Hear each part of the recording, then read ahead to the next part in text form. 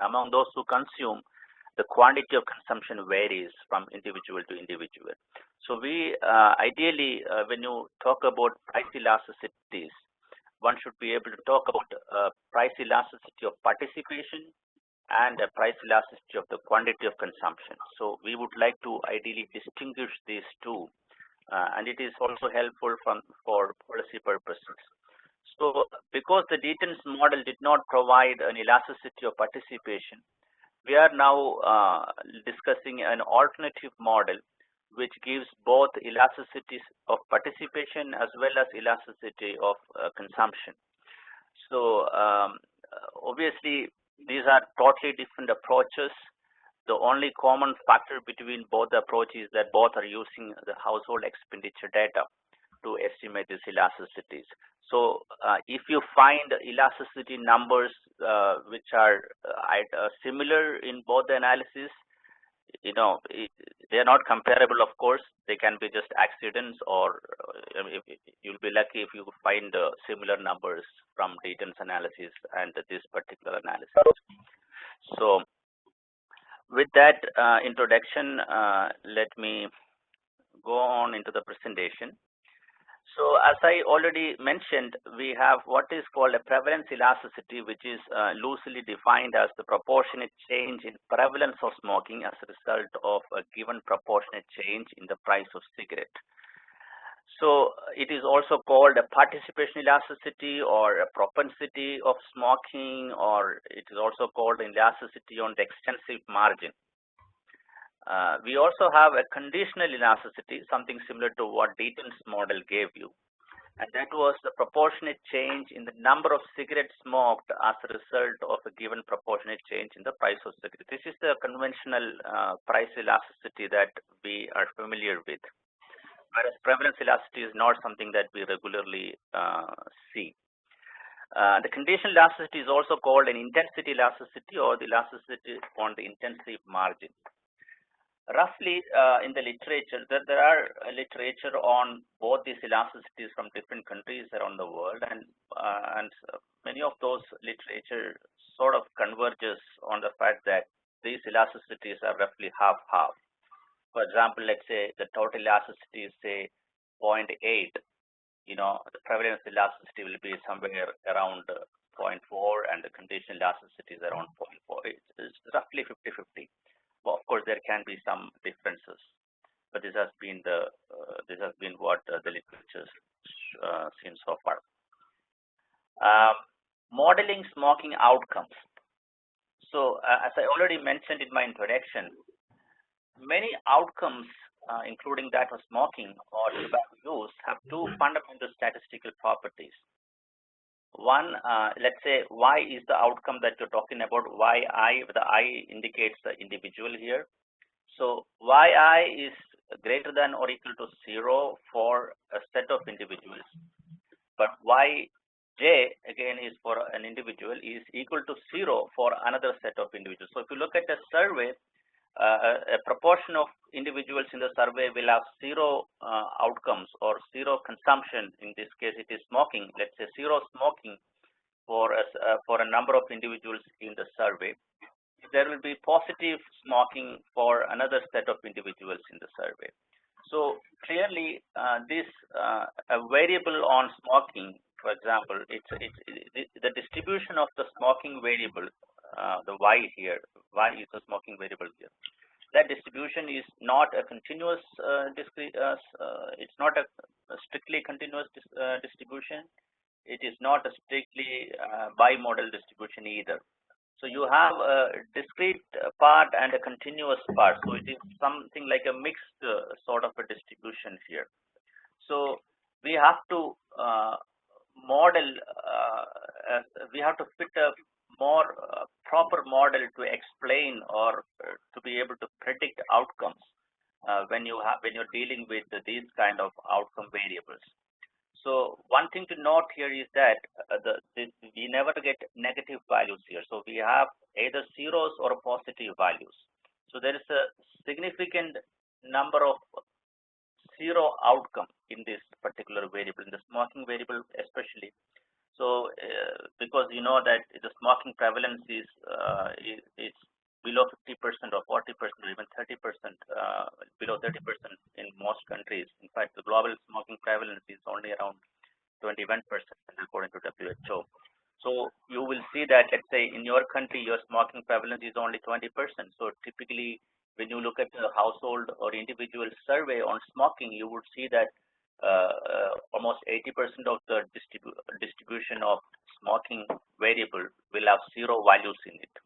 So obviously, if you leave out all those zeros when you estimate any econometric model, you are essentially leaving out a large number of observations from your analysis, and you don't want to do that, right?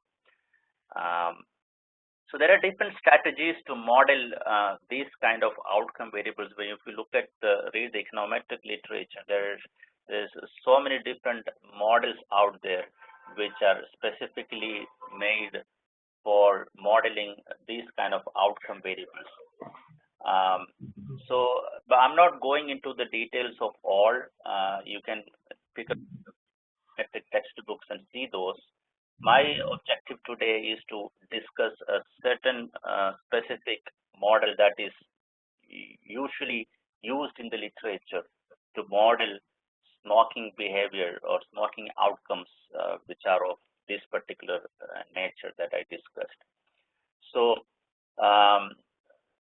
there have been several econometric strategies to model outcome variables with a large number of zeros and positive magnitudes as a function of a set of exogenous covariates.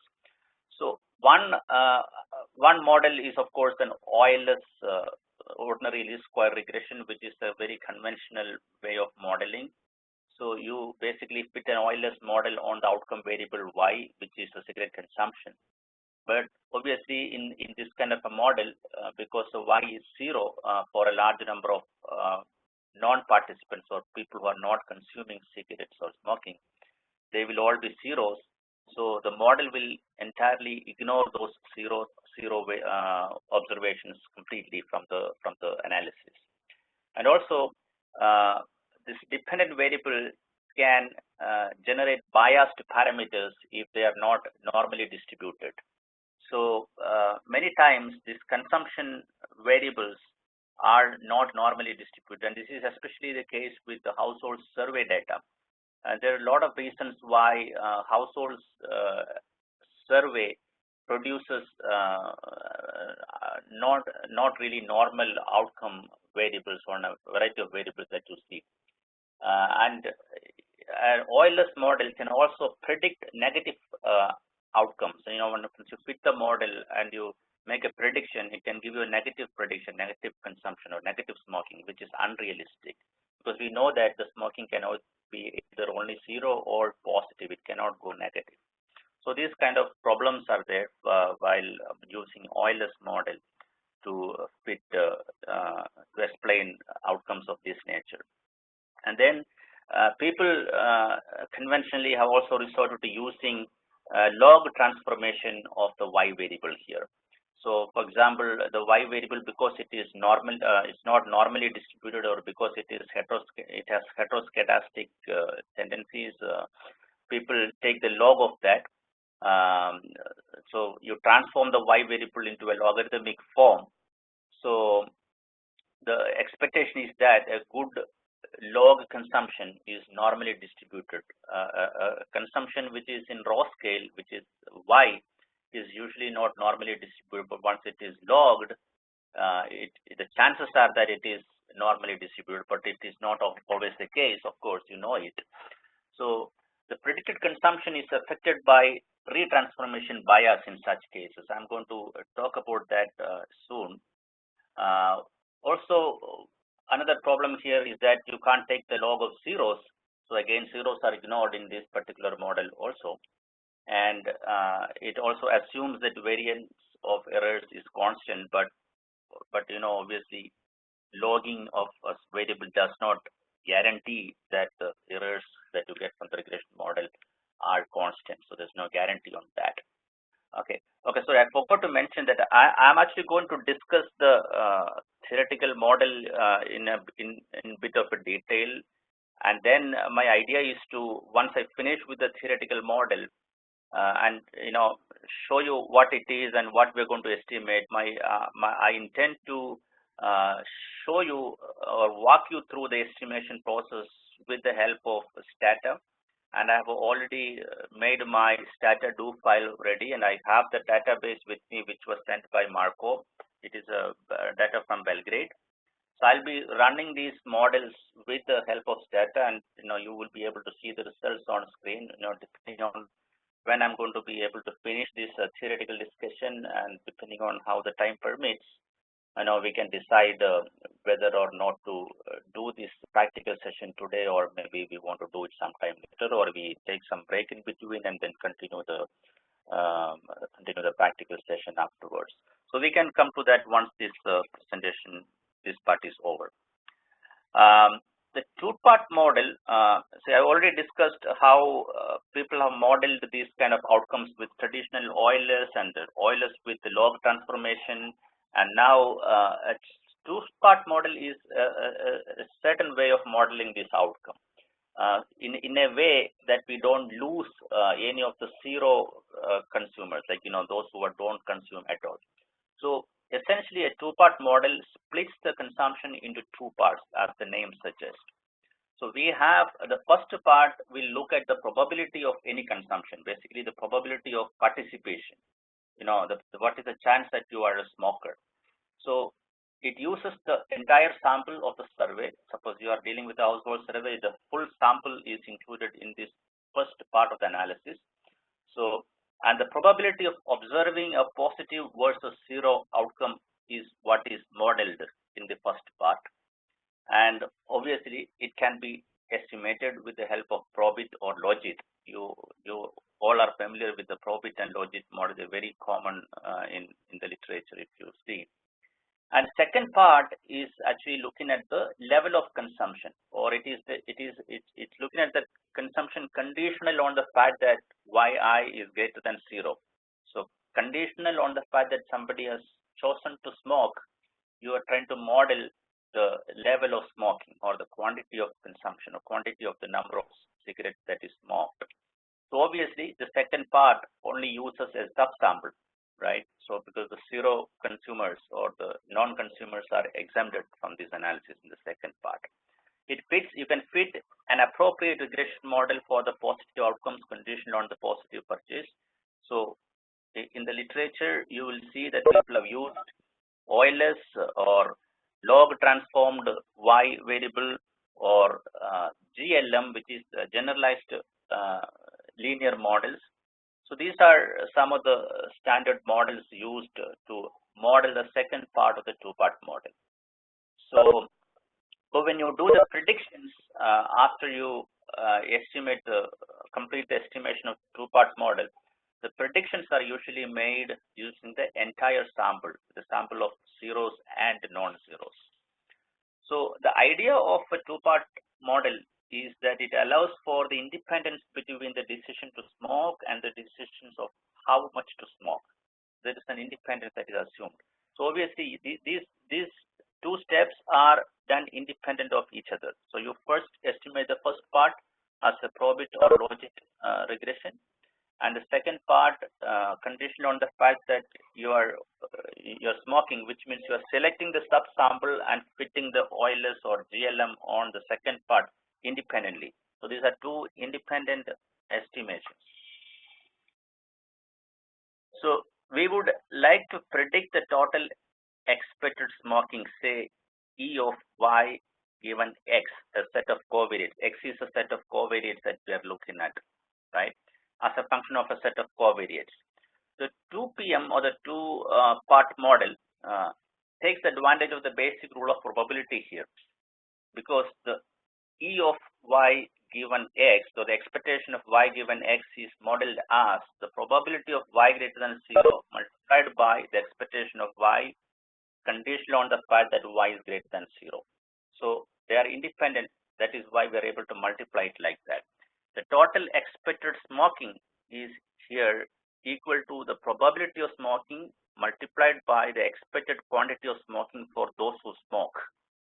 So that is how, when we make the prediction, right? So when we predict the quantity of smoking from after the two-part model, the prediction is done like this. You multiply with the probability expected, the predicted probability from the first part, multiply with the expected mean or the mean quantity of consumption that is estimated from the second part.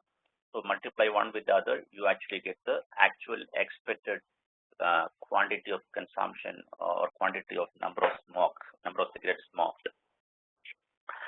So in other words, the 2PM or the two-part model assumes in the part 1, the probability of yi greater than 0 given a set of covariates x is governed by a parametric binary probability model like logit or probit. In part 2, as I already said, the expectation of yi given or conditional on the fact that yi is greater than 0 given a set of covariates x is modeled as a linear function of the covariates x, and it is estimated usually with the help of OLS or the GLM. It is also the case that in the literature, a log transformation is commonly used in practice to model the second part, wherein the y is transformed into a logarithmic form. That is, you take the log of y. Log y is what is being fitted in the second part of the model. So there is a prediction bias in the 2PM model, the two-part model, especially when we use this log transformation. And why I'm talking about this prediction bias is because of the fact that there is a large literature out there which has estimated this two-part model using log transformation of the dependent variable in the second part. And we don't want that mistake continuing.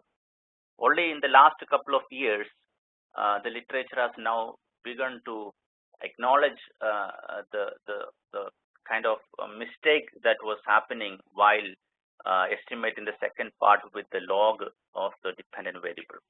So this is the reason why I want to briefly discuss the prediction bias in a two-part model. And the prediction bias is something that happens when a log transformed second part is used instead of GLM or some other method.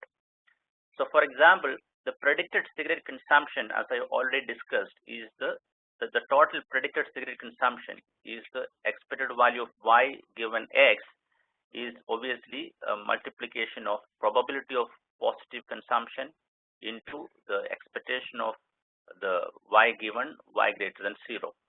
If the second part of the model was simply y is equal to x beta plus epsilon, see that is the second part of the model, which is y greater than 0, right? So suppose the second part of the model was simply y is equal to x beta plus epsilon.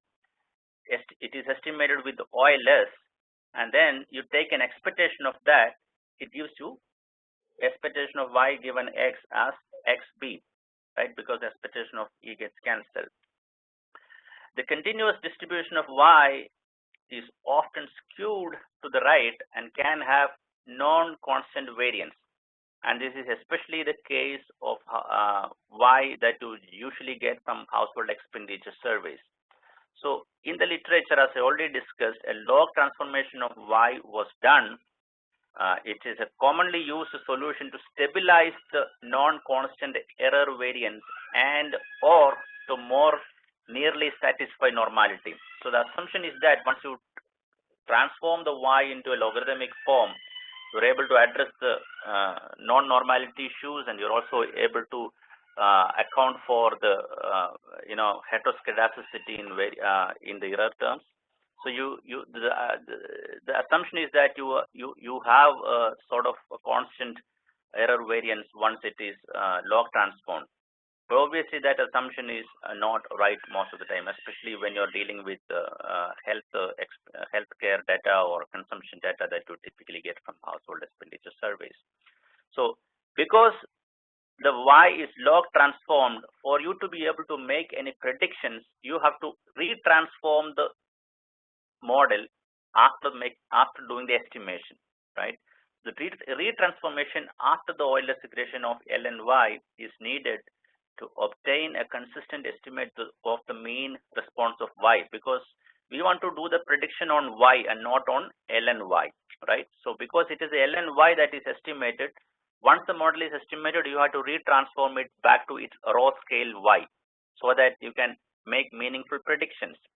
A typical log linear regression for the second part of the 2PM model looks like this. The log of y is equal to x beta plus epsilon for y greater than 0. This is our typical log linear regression model for the second part of the 2PM model, right? The corresponding demand function in its original raw scale would have the exponential relationship, which is y is equal to e raised to xb into e raised to epsilon, right? You transform the log back to its raw scale. So the function in the first line here, ln y, you convert it back to the raw scale y. The right hand side become e raised to xb into e raised to epsilon. Most studies, however, neglected to include the last error term while going back to the original scale for prediction purposes. So most of the previous studies have ignored the e raised to epsilon part while retransforming the ln y back to the y. So these studies had e of y given x simply taken as e raised to x beta, when the correct expectation would have been e raised to x beta into e raised to expectation of e raised to epsilon, right?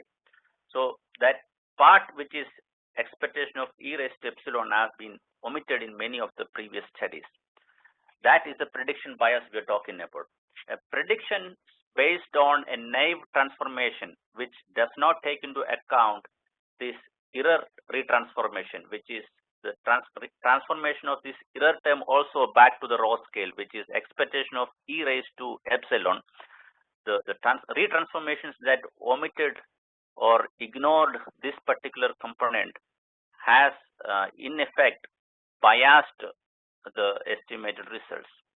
So the log transformed equation consistently estimates b, which is necessary but not sufficient for accurate prediction because it is biased by the element e raised to, expectation of e raised to epsilon.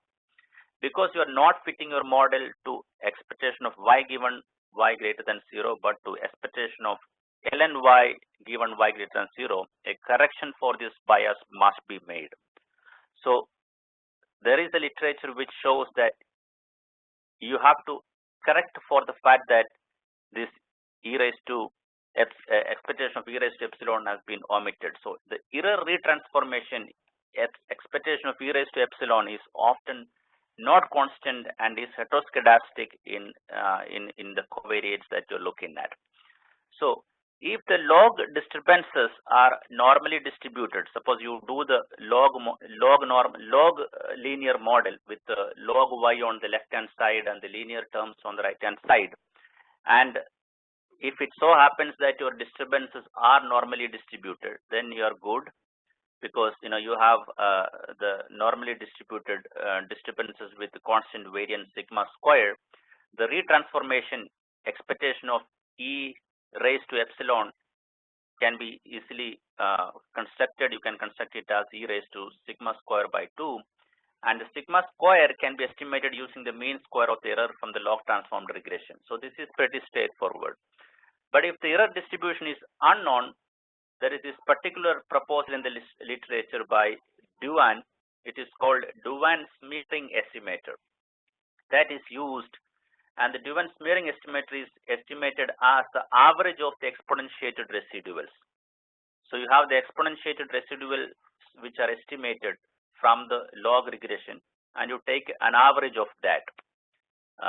So the average of the exponentiated residuals is used as a smearing factor to adjust for the bias, and this is called a Duan's smearing correction.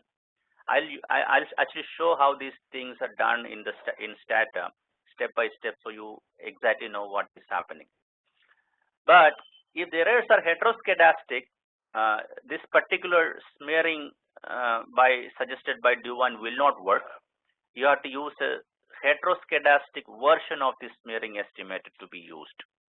But that is very involving, and heteroscedastic retransformation can be intractable, especially when heteroscedasticity is in a continuous covariate, like for example price.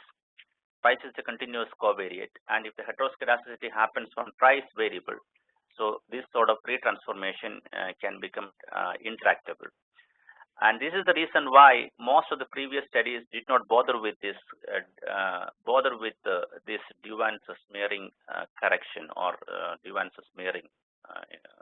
So they've all ignored this. So this is the prediction bias in 2PM model that existed till few years back in many of the studies. I just highlighted it here because this is very much part of the literature on 2PM model, two-part model. But having realized that these sort of problems exist, we need to have a way of doing without the need for this smearing, Duvan smearing or something like that. So the model that we're going to discuss today, which is GLM or generalized linear models, will do away with the need for smearing like this, and and make the estimation of expectation of y straightforward.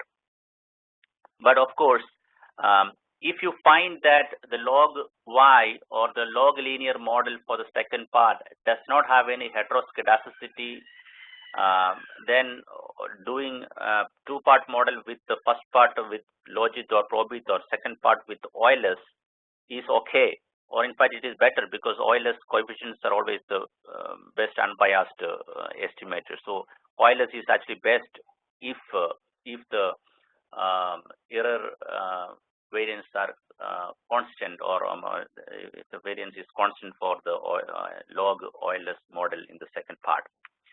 But we know from experience that more often than not, the error variance are heteroscedastic, or errors are not normally distributed when we are dealing with the household surveys, and that is pretty much the norm. So we know that it is safe not to use this in the first place. So this was proposed in 2001 by Manning and Mulle, the GLM model for the second part of the two-part model. The generalized linear model was proposed as a solution to address or to avoid the need for using smearing while estimating the second part of the two-part model. So the GLM is again a standard linear model which most of you are probably familiar with, but just for the sake of those who are not heard about it, I'm just going to give you a very brief introduction into about the GLM. The GLM model generally can be written as a generalized linear model of y with covariates x, right? So you see g as a function of e of y is equal to x beta, where y is distributed as a distribution f. So where the g of y, so the g of e of y, basically that function, whatever that takes, is called a link function, which links the y with the distribution. It links the e of y and the x beta. What is the function that links the e of y on the left hand side and the x beta on the right hand side? That is a link function. And the distribution of the y itself, that is the f. That f is the distribution of the y, and so depending on the particular family of distribution that y takes, and depending on the nature of the link function, the GLM model varies. So the good thing about the GLM model is that it does not require normality or homoscedasticity to model the second part of this two-part model. The GLM, unlike Euler's, uses a maximum likelihood estimation method by default. It also has iterated least square estimation. You can specify if you need, but by default it uses a maximum likelihood estimation method. The Euler's estimator on the ln(y) estimates the expectation of ln(y) given x, and it requires retransformation to log of expectation of y given x. On the other hand, GLM would estimate the log of expectation of y given x and consequently E of y given x directly and avoids the need to retransform. So because the GLM would estimate, especially when you're using a log link function in the GLM, it will straight away estimate the log of E of yx. So as a result, you don't need to retransform it back. If y is distributed as a Gaussian or normal distribution and g function is an identity function, we have a standard linear regression. For example, your E of y is equal to x beta, where y is distributed as a normal or Gaussian distribution, and the functional form here, that is functional link form that is used, link function that is used to explain the relationship between E of y and x beta is an identity function.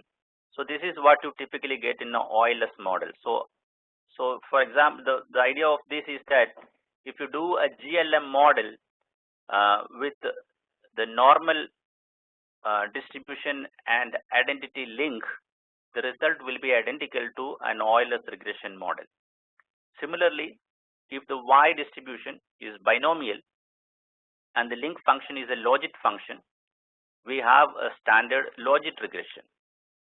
So, so the GLM command with a logit function and a binomial family, a distribution family, will give the results identical to a standard logit command in Stata. Okay. So there is an array of distribution families and link functions to choose from to fit the GLS model. You can think about any different type of distributions out there. You just need to specify a family of distribution, and you need to specify a function for the link. So that is all it matters. So once you specify, depending on the type of link function and the distribution family that you specify, the GLM fits the models differently. In particular, in the two-part model, if you look at respectful literature in the last couple of years, it has been proposed that a family gamma or a gamma distribution and a log link as a link function are best when you model these health related or consumption related or kind of variables. So if you look at the healthcare literature, or if you look at the literature on consumption, demand, modeling of demand functions or modeling of cost functions, etc., they all use GLM model with gamma as family and log link as the log function as the link to model. So, and this has been proposed by Bellotti et al. In 2015 and Manning et al. In 2005. So there is now a consensus that a GLM with the gamma and log link is pretty much as accepted standard while fitting the second part of the two-part model. So when the link function is natural log, then the beta represents percentage change in y for a unit change in x. So remember here our link function is in log. So when you do the prediction after the estimation, we have to keep this in mind. So this I will show when I do the exercise in Stata. These are the set of family and link options available to choose from in Stata. As you can see, there is a number of link functions out there: identity link, log link, logit link, probit link, odds and power and negative binomial and whatnot. And family, you have 5-6 different families to choose from: Gaussian normal family, inverse Gaussian, binomial distribution, Poisson distribution, negative binomial distribution, gamma distribution. I'm not a statistician, so I wouldn't be able to tell you the exact difference between all these distributions. So some of the statisticians listening can contribute later if you if you like. All right. So for Stata also assume a certain default link for each family, and for family Gaussian, an identity link is assumed by default. Similarly, for family gamma, a power link of -1 power is assumed by default. But we can specify, but SATA only allows you to specify certain links with certain families. You can't look at the permutation and combination of all families and links. That is not possible. See, for example, if you are using a gamma distribution, if you choose the gamma as the family distribution, you can only choose a link function as identity or log or power. That's it. Only 3 link functions you are able to choose if you choose the gamma distribution. So thankfully for our purposes, a family gamma and log link function is pretty much enough for our purposes. Now, a GLM with family gamma and link log, a bit more detail on that. The goal is to estimate the mean function E of y given x. That is our goal. And for this, we specify a distribution f for y that reflects its main variance relationship. So that is the distribution which the gamma distribution is the one that we are saying here will reflect the mean variance relationship, and a link function g dot between linear index x beta and mean mu. These are the 2 things we need to specify. A gamma distribution has a variance function that is proportional to the square of the mean function.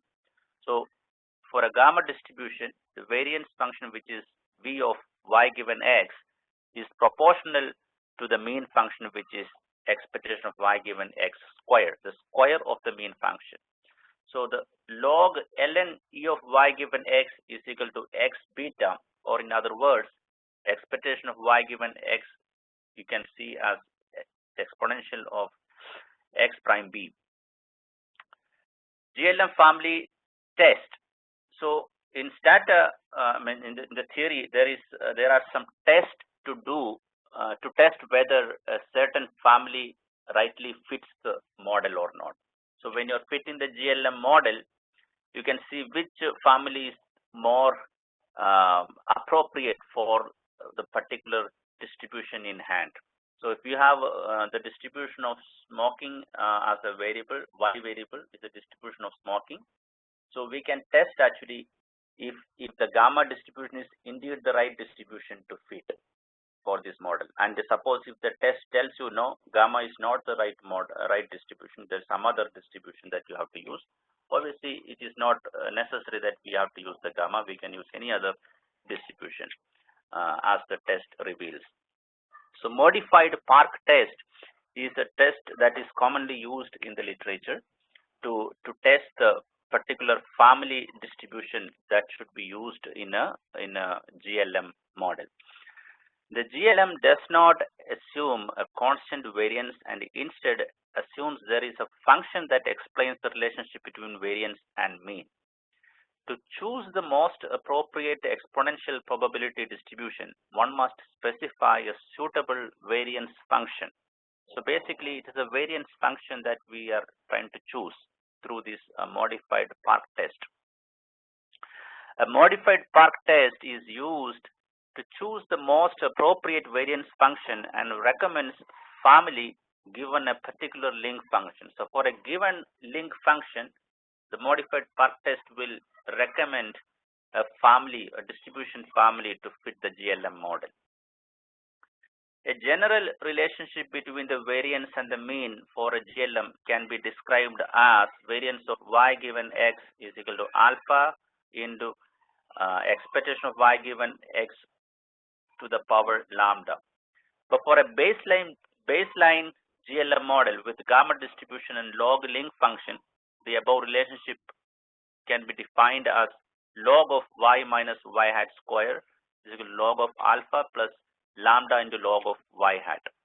So this is how the last line here on the slide is how gamma distribution the baseline gamma distribution and the variance the relationship between the variance and mean function is defined. So once you have this, you can actually estimate a model. You can actually use the GLM itself to estimate this particular model.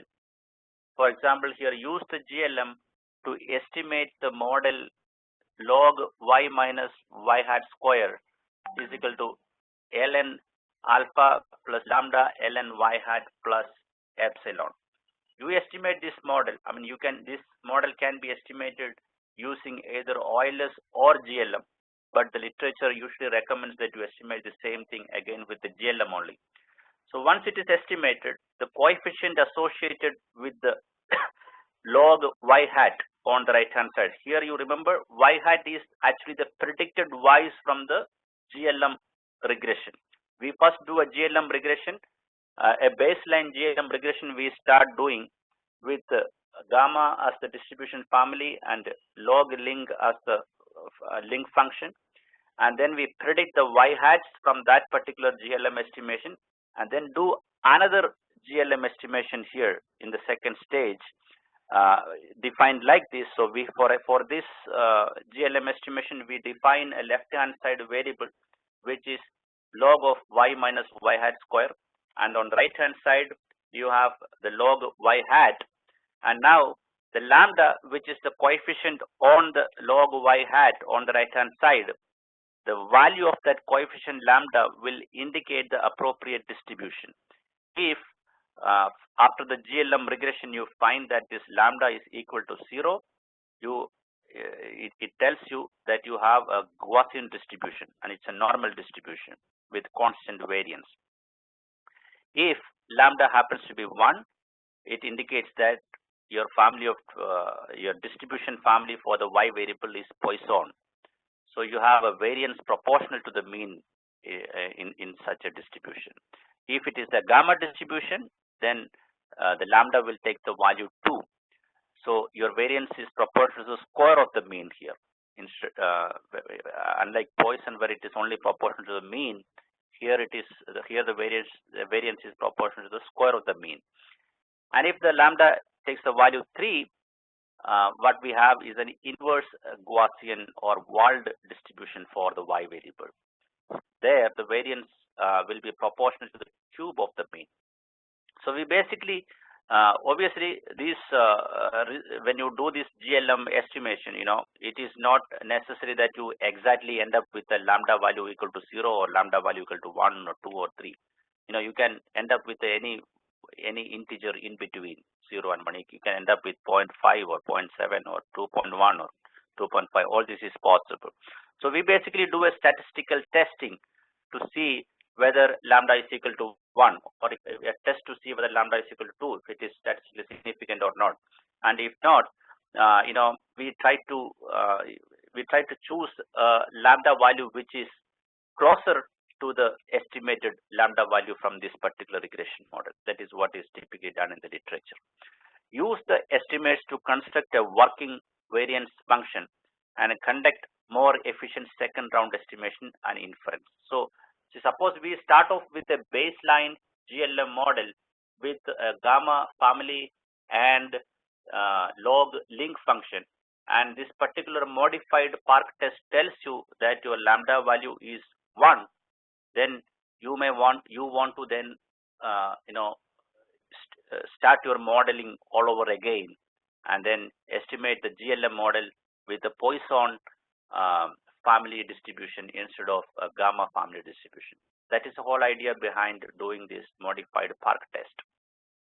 All right. But if the lambda is closer to 2, of course, we can continue with the same gamma distribution that we have assumed to begin with. Now, this is a test for the link function.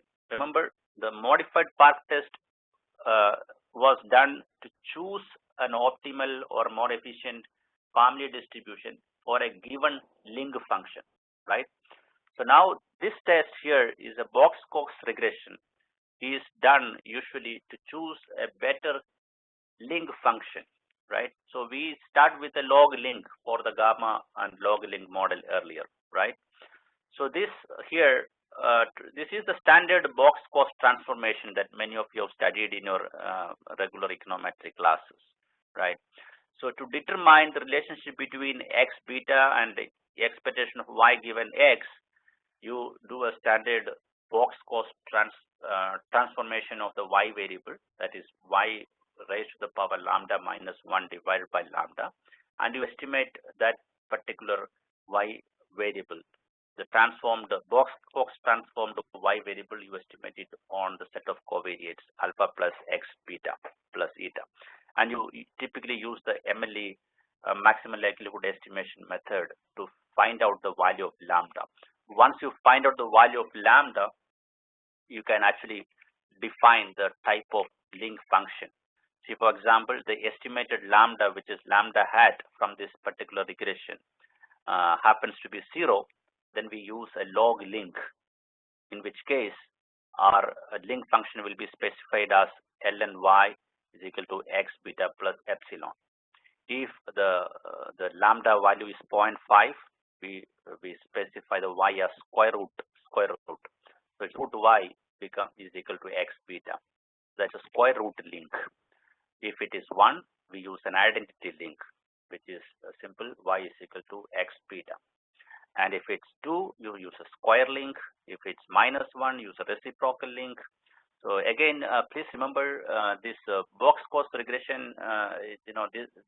This result can be influenced by outliers and stuff. So again, the convention here in the literature that I've seen is that you don't end up with strictly these zeros and 0.5 and 1, 2, etc. But you most likely end up with a number which is close to any of these numbers shown on the screen. So you tend to take the one that is closer and say that is the link function that is more appropriate. All right. So I hope people don't have any questions so far. Now, what is remaining is basically discussion of some, model diagnostics for our purposes. So we can test for the nonlinearities. Remember, the GLM basically assumes the linear model on the right, the link function. Depending on the link function, we assume, we assume a log link. So obviously, the right-hand side variables are linear. We can test for the nonlinearities and goodness of fit of the model.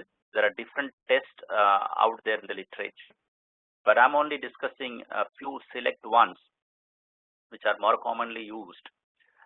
One is a standard link test, and link test is commonly used as after logit and probit commands, and even ordinary least squares also you can use link test. After the regression, you can simply issue the command link test in Stata. So the link test basically tests whether the coefficients of y hat square is significantly different from 0. So you basically estimate the model and you predict the y hats, take the square of y hats predicted, and then you refit a model on this y hat square and see whether the coefficient associated with the refit of the model on the y hat square is significant or not. If the model is specified correctly, the coefficient associated with the y hat square should have no explanatory power. I'll show how this is done in Stata. And then there is the Pearson correlation test, which is a test. It tests the correlation between prediction error and fitted values. And then you also have what is called a deviance residuals test, which is supposed to be more favorable test of goodness of fit for GLM models. It is defined, the deviance residual is defined as a square root of the contribution to the LR test statistics of a saturated model versus the fitted model. Basically, this is used to assess the choice of variance function. I'll show how again this is done in Stata, so that then you will know exactly how these particular statistics are calculated. And then lastly, we have what is called a modified Hosmer and Lemichaud test. Hosmer and Lemichaud test, the standard test is used mostly after the logit and probit models. but this is not the conventional Hosmer and Lee-Michaud test, but slightly modified version of that. This is to check the fit of the model for any systematic bias.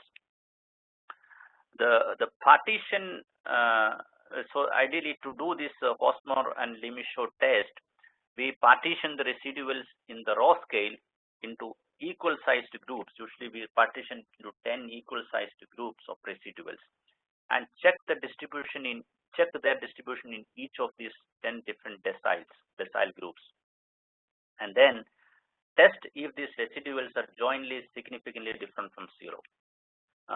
So usually the Pearson correlation test and the modified Hosmer-Lee-Michaud test gives similar results, but the deviance residual results can be slightly different. And link test only tests for the nonlinearities present in the model, whereas Pearson correlation test, deviance residual test, and this MHL test, they all test for the goodness of fit of the model. And then there is also a COPAS test. It is a test. It tests the model's predictive ability and avoid overfitting.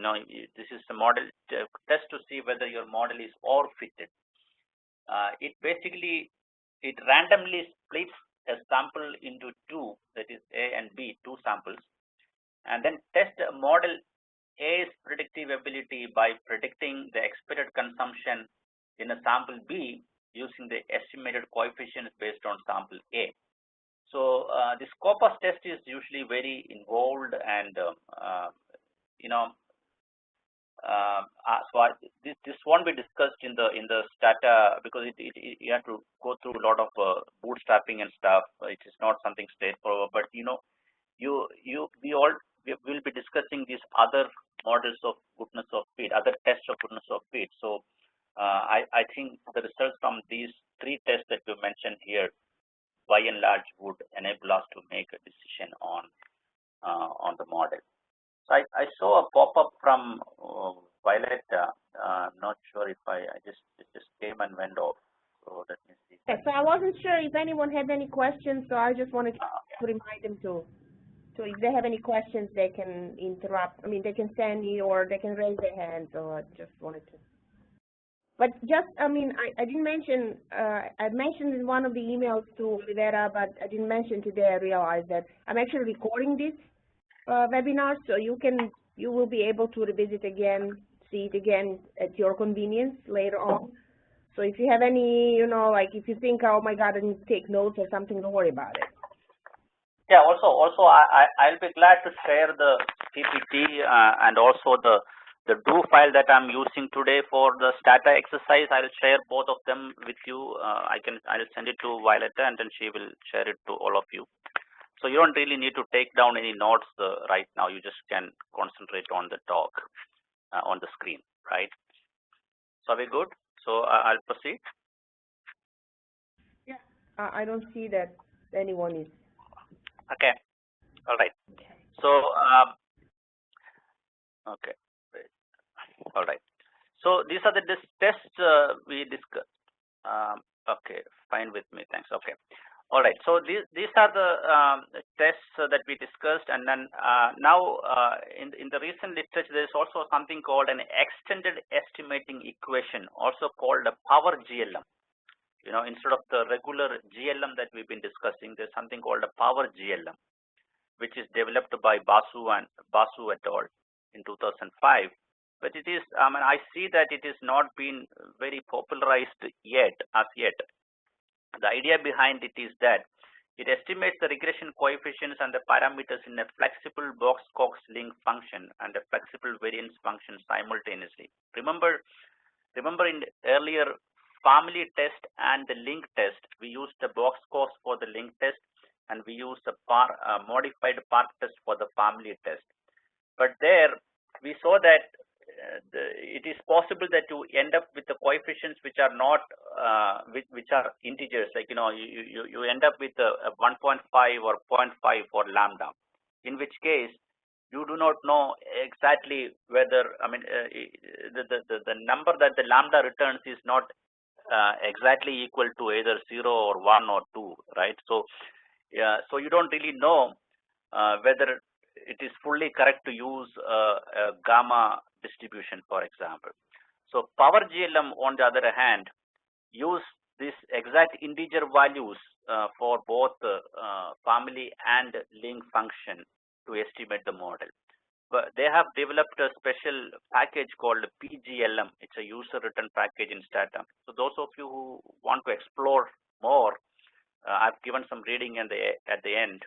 You can read through, and instead of using the GLM, you're free to use the PGLM. But I see that it's a bit more involving, and you really don't need it, because I still don't see, although this model came out in 2005, even the most recent literature that I've looked at, they all use typically a GLM with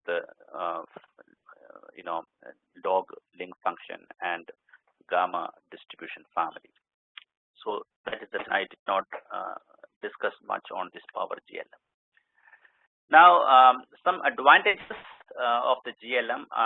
I'm almost concluding this talk here, the theoretical talk. There is no transformation bias when predicting, unlike in a log OILS model, because the link function in GLM allows modeling of the log of mean consumption straight away, that is ln of E of y given x, unlike the log OILS that models the mean of a log consumption, expectation of ln y given x. So it avoids the need to retransform. There's also gains in precision from estimator that matches data generating mechanism. It's consistent even if not the correct family distribution. So even if, let's say, your family distribution is specified slightly incorrectly, still the estimates are consistent. And then the choice of family only affects the efficiency of link function and covariates and the covariates are specified correctly. If the link function and covariates are specified correctly, the choice of family only affects the efficiency and not the consistency. So efficiency may be affected a bit if your family distribution is specified incorrectly, but the estimates are still consistent. It doesn't assume homoscedastic errors. That is again a major advantage, especially working with the household survey data. Something that OILS will have problem with. And the dependent variable can be 0. Obviously here we can have a dependent variable which is 0. I mean, this is true only when working with the two-part model for first and second part, but if you're only working on GLM in the second part alone, so the zeros cannot be part of the model. So I think this dependent variable can be 0 should not be an advantage in this screen. I should take that out. That's an advantage when you are doing the two-part model, including the first and the second part. So I remove that later. And some of the disadvantages, it can suffer substantial precision losses if there is heavy-tailed error terms, that is log scale residuals of high kurtosis above 3, then it can have some precision losses. Obviously, it affects the efficiency of the estimate. If the family is misspecified, that is a failure to closely approximate the variance function, again, it can lead to some precision losses. So these are precision losses that you're talking about when you're going into a prediction after the model estimation. But if you're not interested in predictions, if you're only using the model to estimate consistent parameters, this is not a significant problem. Choosing the correct family and link can be a challenge. Obviously, we have programs like PGLM package here, which takes care of that, but we don't go into that. So that ends my discussion of the theoretical model. Of course, I try to make it as lucid as possible. I don't want to. I mean, I didn't write a lot of equations here because it's sort of an offline presentation. I mean, it will be difficult to interact with a lot of equations on the screen. So I hope the idea behind the model is clear to you. That in a two-part model, we model the consumption of smoking in two different stages. In the first stage, we model the probability of smoking. In the second stage, we model the quantity of smoking given that a person has decided to smoke. So together, although we model them as separate in two different steps, it is also possible to model them in one shot. There is one shot command in Starter to model them in a single shot command. It will give you the results from the first first stage and the second stage together, and will facilitate the prediction for the whole data easier with a single shot command. I will discuss those when I go into the Stata exercise. So Rita, I just have one question. Yeah. So for the second part of the model, you said that it assumes that the person has decided to smoke. So which means that the price is a determining factor for someone to decide between smoking or not, right? Yes. So that is what we're interested in right here. We are interested in the estimating the extensive margin. So right. So in the first part. So in the first part, when you estimate the probability of smoking, you have a set of right-hand side covariates where price is also one of the covariates. So it is the same set of covariates that you're also modeling in the second part. So you have in the first, the price is a covariate both in the first part as well as the second part. So obviously you can see the effect of price on the probability of smoke in the first part and the effect of price on the quantity of smoking in the second part. Okay, so I just wanted to kind of clarify this between this and the previous analysis we done, because there we disregarded the households or well, consumers or non-consumers, meaning that those that at the moment do not spend any income on tobacco, but however, that does not mean that the price, for example, was lower, that they will not be smoking. So here you first determine whether the price is a relevant factor for anyone, and then based on that, you then decide whether someone is a consumer or non-consumer, not depending on what they declare in the household expenditure survey. Correct. Okay. So any questions? If you don't have any questions, I have a question as well. At least from what I'm hearing here, practically this second part of the model is practically the same that we are doing as we have done in Dietland's model. So we are estimating the elasticity on the intensive margin in both cases. So yes, yes and no. I'll tell you the difference. See, in the Dietland's model, I agree that you're estimating the elasticity only for those households who are consuming tobacco. I agree, that is right. Because your unit value was available only for those who consume or those who spend on tobacco, right? But if you remember, in the Dietland's model, the budget share equation had the entire set of households, those consumers and the non-consumers. Now, it's a different thing whether you choose to include only the consumers in both the budget share and the unit value regression. But ideally, as I had discussed, Dietland's model would like to see in the unit value regression, there will be only consumers, whereas in the budget share regression, you will have both consumers and non-consumers. That's how the ideal setup happens in the Dietland's model. But I believe that some of you, and in fact there's other literature also out there which has used the same consumers for both budget share as well as unit value regression. So if you used only that, I believe in Serbia you used only the same consumers for both the unit value and the budget share regression. So in that respect, this is somewhat similar. I agree. Okay, and given the fact that actually we face the same problem that we had before, and this is that we don't have prices of cigarettes, and I see that one of the dependent variables that you're using is actually real price of cigarettes. How are we going to overcome this issue?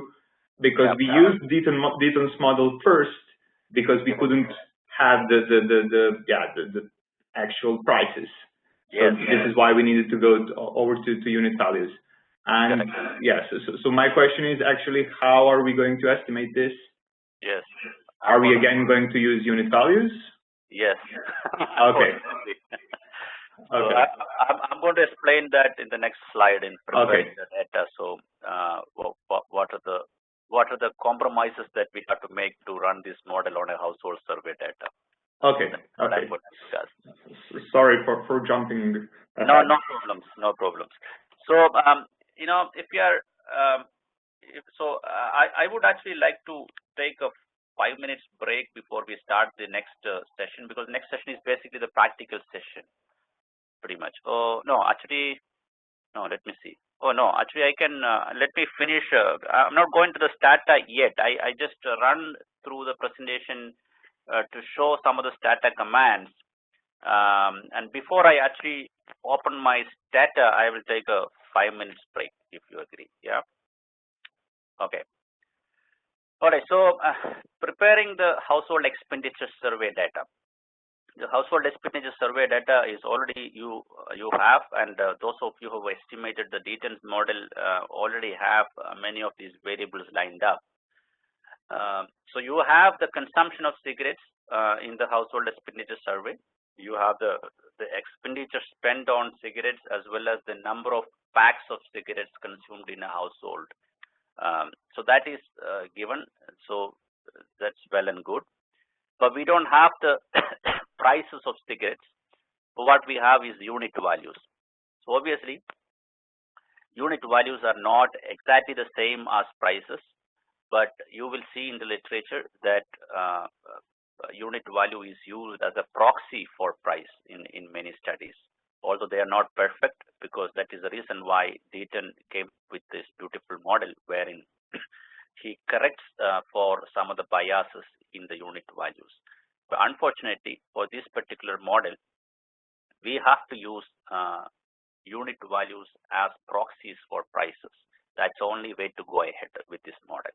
And that is the compromise we have to make. And that is the reason why I'm saying that the results that you get here in the second part of this model also cannot be strictly comparable to the results that you get from Deaton's model, which accounts for the fact that unit values are slightly different from the prices, although we saw that the quality elasticities are very negligible.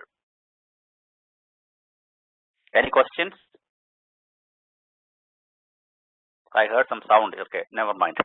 So the real prices of cigarettes, we use the unit values from the household expenditure survey. The unit values are essentially derived using the expenditure on cigarette as well as the consumption quantity. So expenditure by quantity gives you the unit values. So those are the proxies for prices. In fact, there is many literature out there which uses unit value as a proxy for prices, although the Deaton and some of the subsequent literature says that it is really not a perfect proxy. Income of the person or the household is again another covariate that we use, and that also is available in almost every household expenditure surveys. And then we would like to use the demographic and socioeconomic characteristics, for example, household composition in terms of the ratio of males and females, or ratio of adults to kids, or the household size, or or those are the kind of demographic and socio-economic characteristics, or whether the household belongs to a particular ethnic group, or whether what kind of income group they belong to. These are all different characteristics that you can use.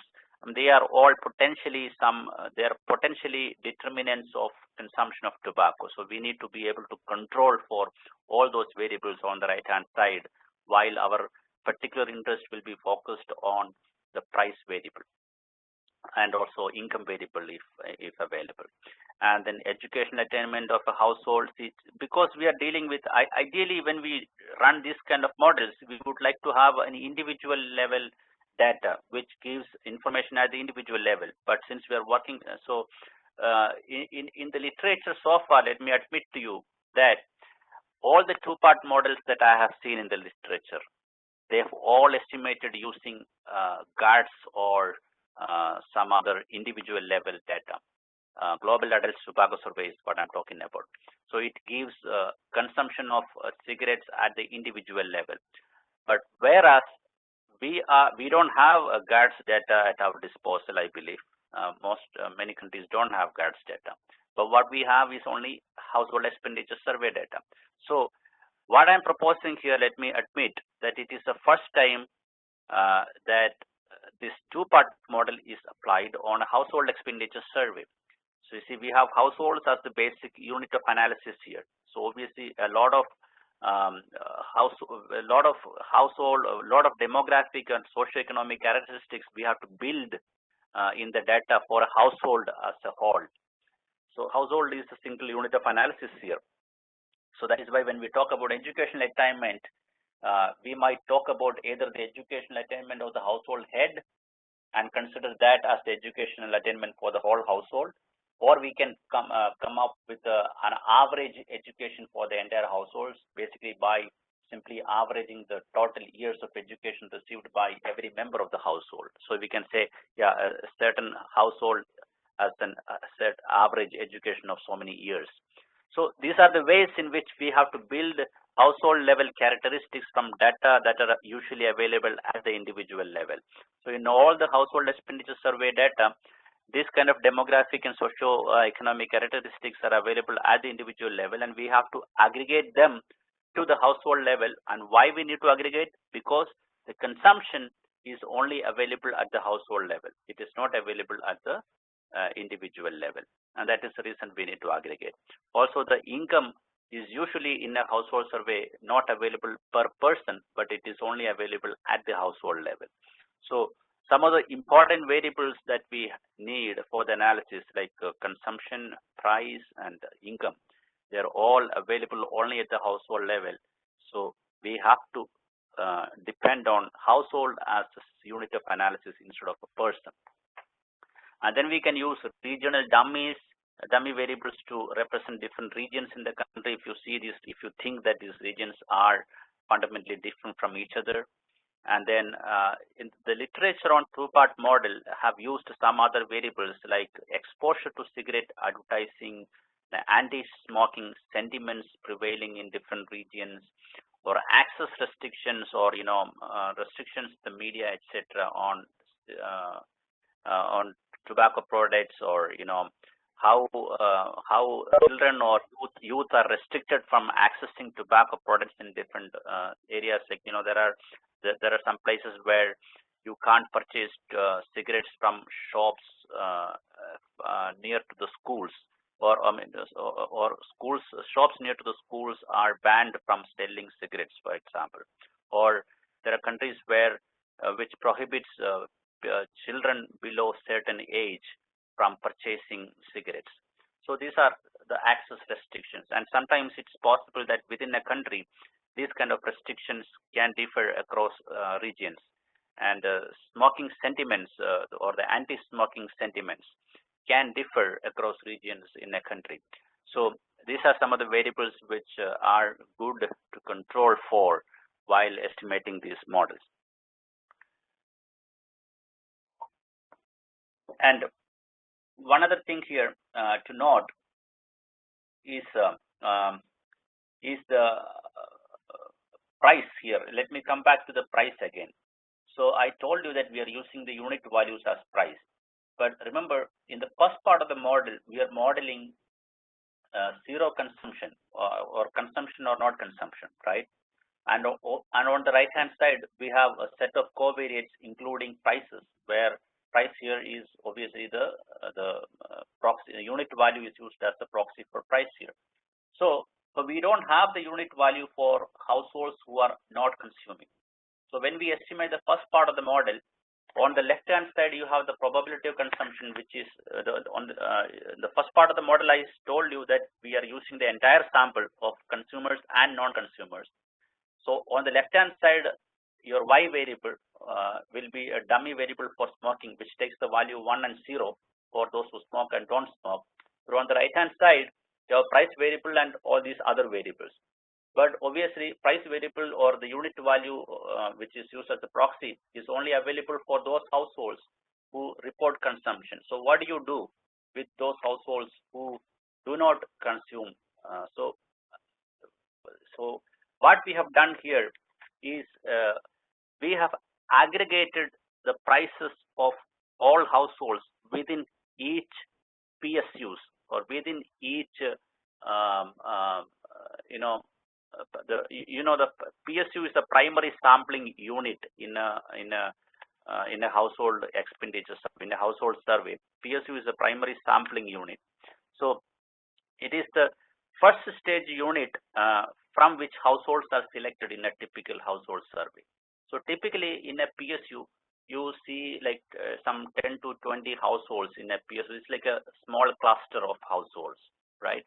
So usually they face the same price because a PSU in a rural setting will be typically a small village, or PSU in an urban setting will be usually an urban block where households tend to live together.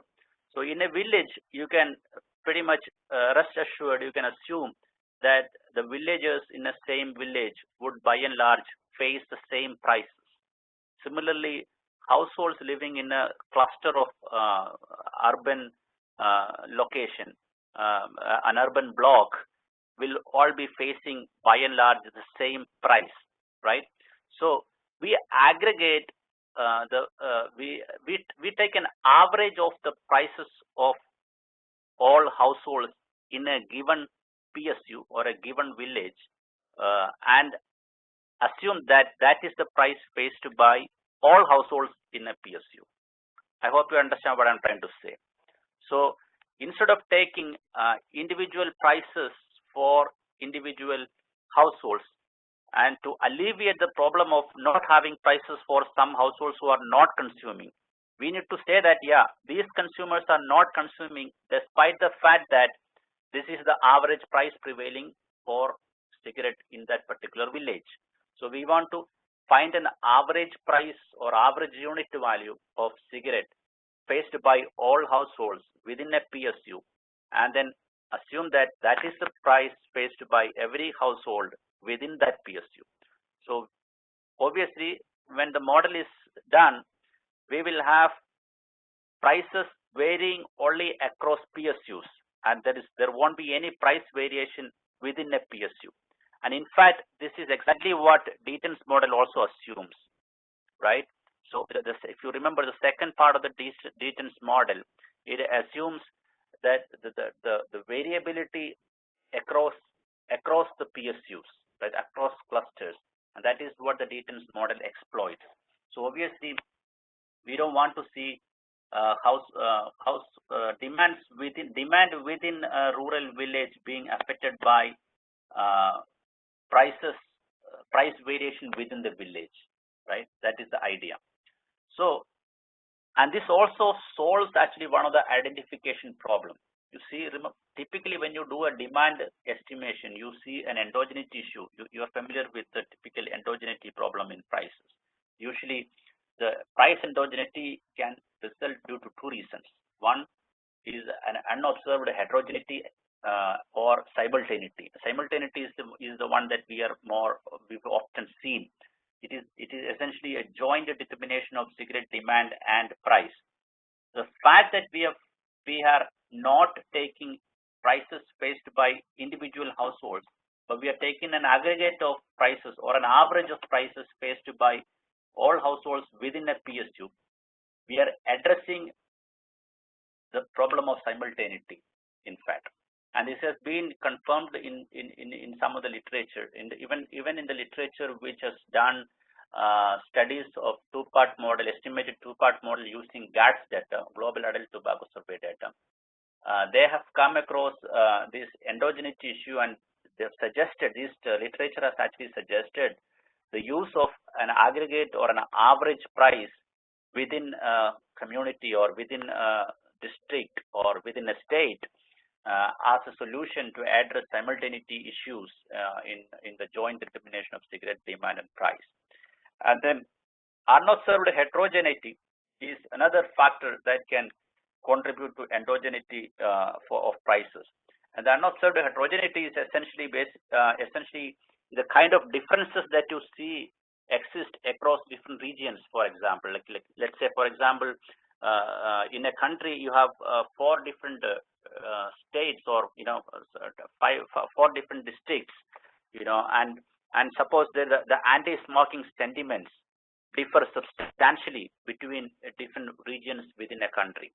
And then if you don't use anti-smoking sentiment as an explicit control variable on the right hand side, then the omission of that particular variable can cause endogeneity on prices, right?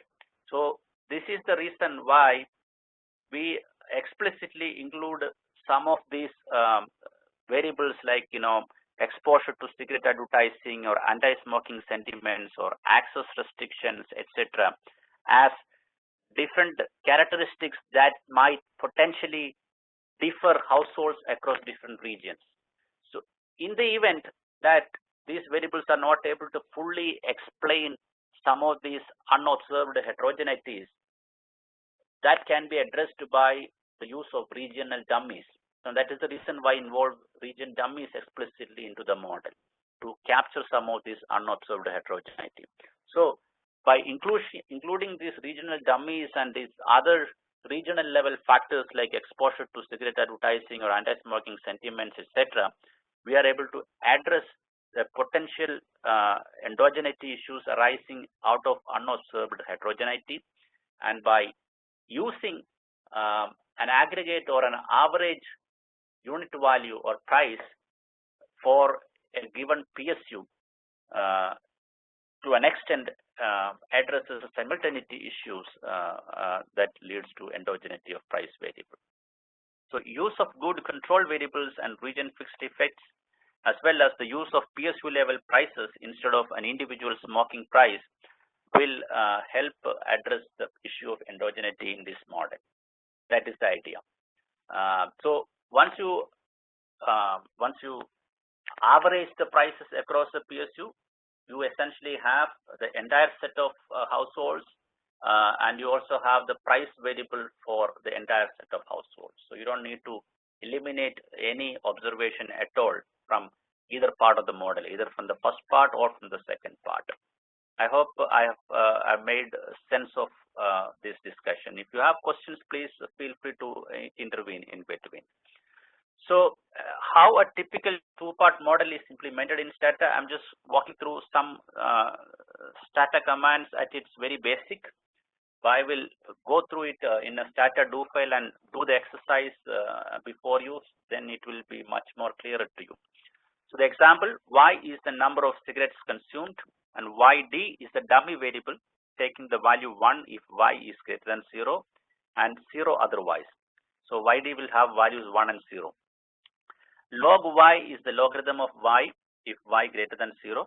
And we define a global macro in Stata, a global macro X, which is all the covariates like variable 1, variable 2, basically all these variables that we discussed here.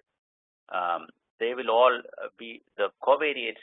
They are all defined in a macro called X. So why we define this macro? Coding becomes much easier. So in the part 1 of the model, we simply use a logit model. Logit YD, where remember YD is the 1, 0 variable. It's a dummy variable representing your probability of smoking. YD $X. $X is a way to tell the Stata to list out all these covariates that are defined in the global macro X. So you can either use a logit model or you can use the probit YD $X. So it will execute the command YD on this set of covariates mentioned, defined in the global macro. In the second part of the model, we can use a regression model, which was traditionally used as regress Y $X if Y greater than 0. So remember, this regression is only for a subset of the sample for those households who are consuming. So only for consumers, so we define the regression is done only if Y is greater than 0. So regress is the command regress Y $X. And if you want to use the logarithmic transformed model of the OLS, you can simply use the regress ln y $x if y greater than 0. And now the last is the GLM, which is the preferred model. The command is GLM y $x if y greater than 0, and we specify the family as gamma and link function as log. And we add this robust option just in case, because we already saw that the GLM does not require assumption of homoscedasticity, but we are still adding a robust option just in case there is a heteroscedasticity. We can address those things with the robust option. In fact, instead of robust option in Stata, you can also use a cluster option. This is cluster level heteroscedasticity contributing to heteroscedasticity of errors. We can also use a cluster variable in there, and instead of the robust command, you can use robust cluster. And then once these models are done, after each stage, Stata allows you to use what is called a margin command to estimate the marginal effect and elasticities in each part separately. So after the first part and after the second part, you can use a margin command to not only to estimate the marginal effect of each of these covariates on the left-hand side outcome variable, but also to estimate the price elasticity in each of these parts separately. Now there is a two-part model package, 2PM package in Stata, which allows this estimation in a single short command, and that is called 2PM, TWOPM. It doesn't come as default installed in the Stata. You have to install it separately. You can use the SSC install 2PM command in Stata. You can simply write this command in the dialog command window in Stata and enter the command SSC install 2PM. It will install the 2PM package. It's a user written package developed in 2015, not very old. So the command will be, so in this 2PM package, once you install, both the first and second part can be modeled in one single shot. 2PM y $x, where y is the dependent variable.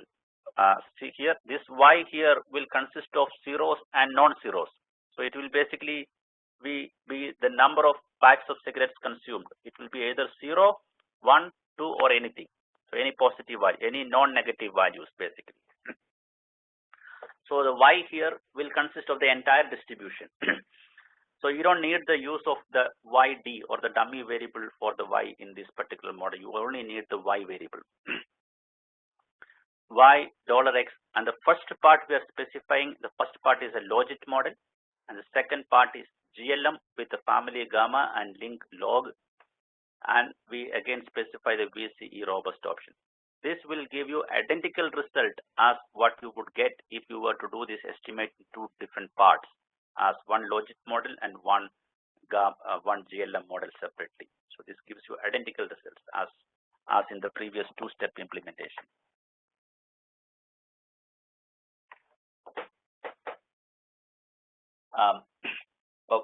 It is the use of this 2PM package is useful in some sense, especially it's easy to conduct joint statistical test parameters from both the parts.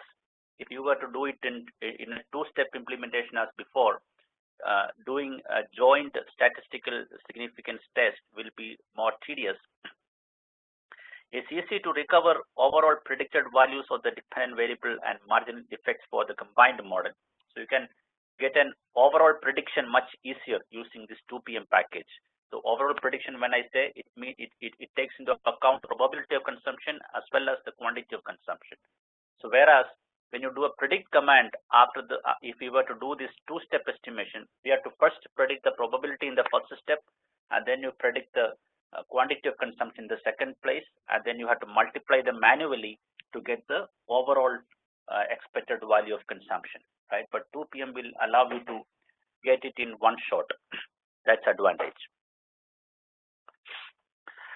It automatically computes the standard errors of predicted values and marginal effects and accounts for both parts of the model. So these are some of the advantages of using the 2PM package. But If we want to have separate estimates of elasticities, we need to use two-step implementation as we did before. Given that your interest is to focus on prevalence elasticity, you probably will get your answer even by doing the simple first part of the model. But it's good to have both. The GLM family modified park test that we already talked about, how that is implemented in Stata.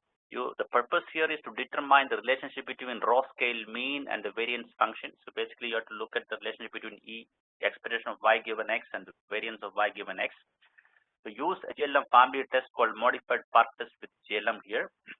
So command is GLM y $x family gamma link log. So you basically issue the standard GLM command with the gamma and the log link, and then you predict the y hat. You predict the y hat with the option mu, which is basically predicting the y hat in raw scale. If you don't mention mu and simply issue the predict y hat, it will predict y hat comma xb, which is a linear prediction, and that will give you wrong results because it's a log link. Your y variable is in log basically. So you don't want an xp prediction, but you want a y hat predicted in raw scale. So predict y hat comma mu option, and then generate raw square. Basically, you're taking the square of the raw residuals. So the raw residuals are first computed y minus y hat. You take the square of that. That is the square of the raw scale residuals. And then you run a regression, again a GLM regression, GLM of this estimated raw square on y hat. Again, after specifying the same family and link functions.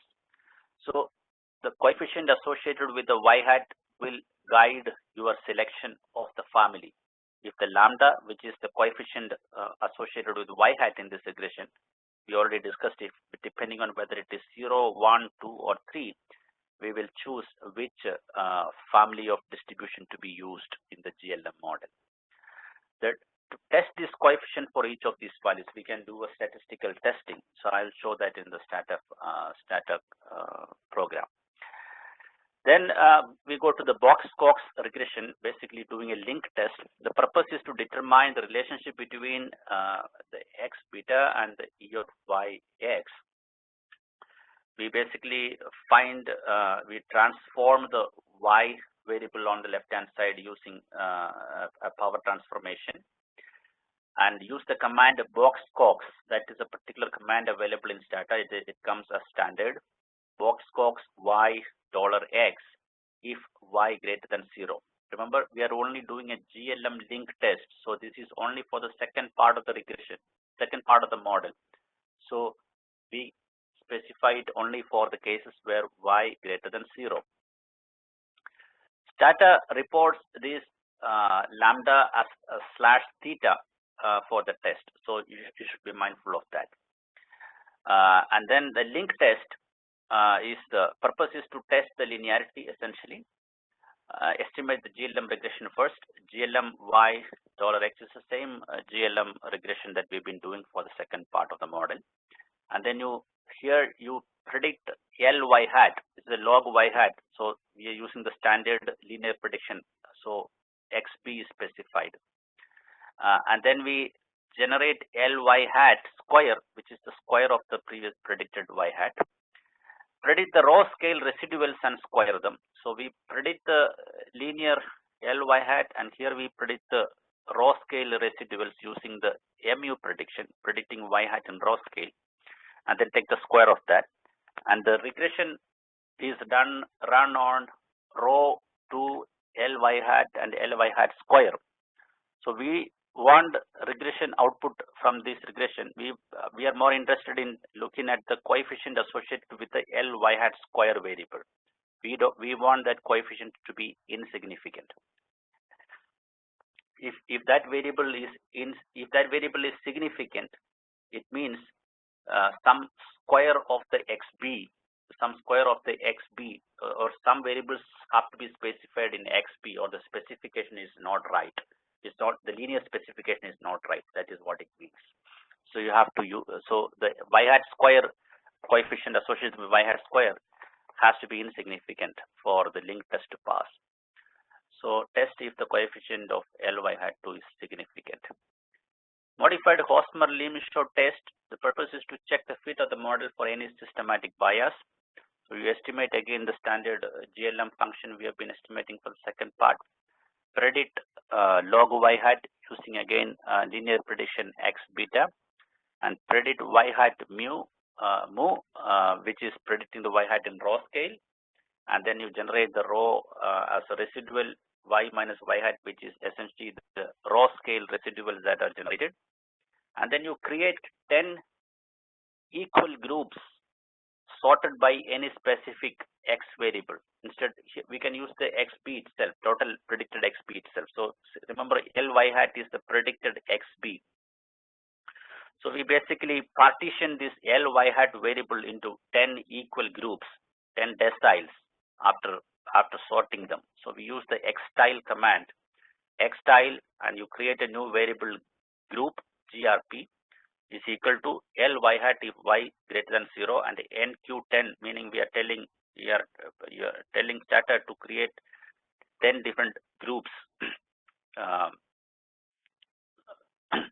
And then we basically tab this group variable and generate set of 10 variables called decile 1, decile 2, decile 3 up to decile 10. That is what this command is doing. Tab grp generate deciles. So we'll end up with 10 decile variables, which are basically the deciles of the group variable that is created in the previous step. And now then the last step is to regress the raw residuals on all group variables, right? So regress raw on decile star, meaning on all decile variables we'll be regressing this raw residuals. And once that regression is done, we have to check the coefficient associated with each of the decile variables. So we want to test, the command is test palm decile 1 to decile 10. It basically tests that all these decile coefficients are equal to 0, or they're all different from each other. So those are the steps involved in some of the tests that we're going to implement. I'm going to discuss them now on Stata. I'm going to open my Stata program and walk you through each of these. Then you can actually simultaneously see the results appearing on the Stata window and see how things work out. So here is a list of references for you to read.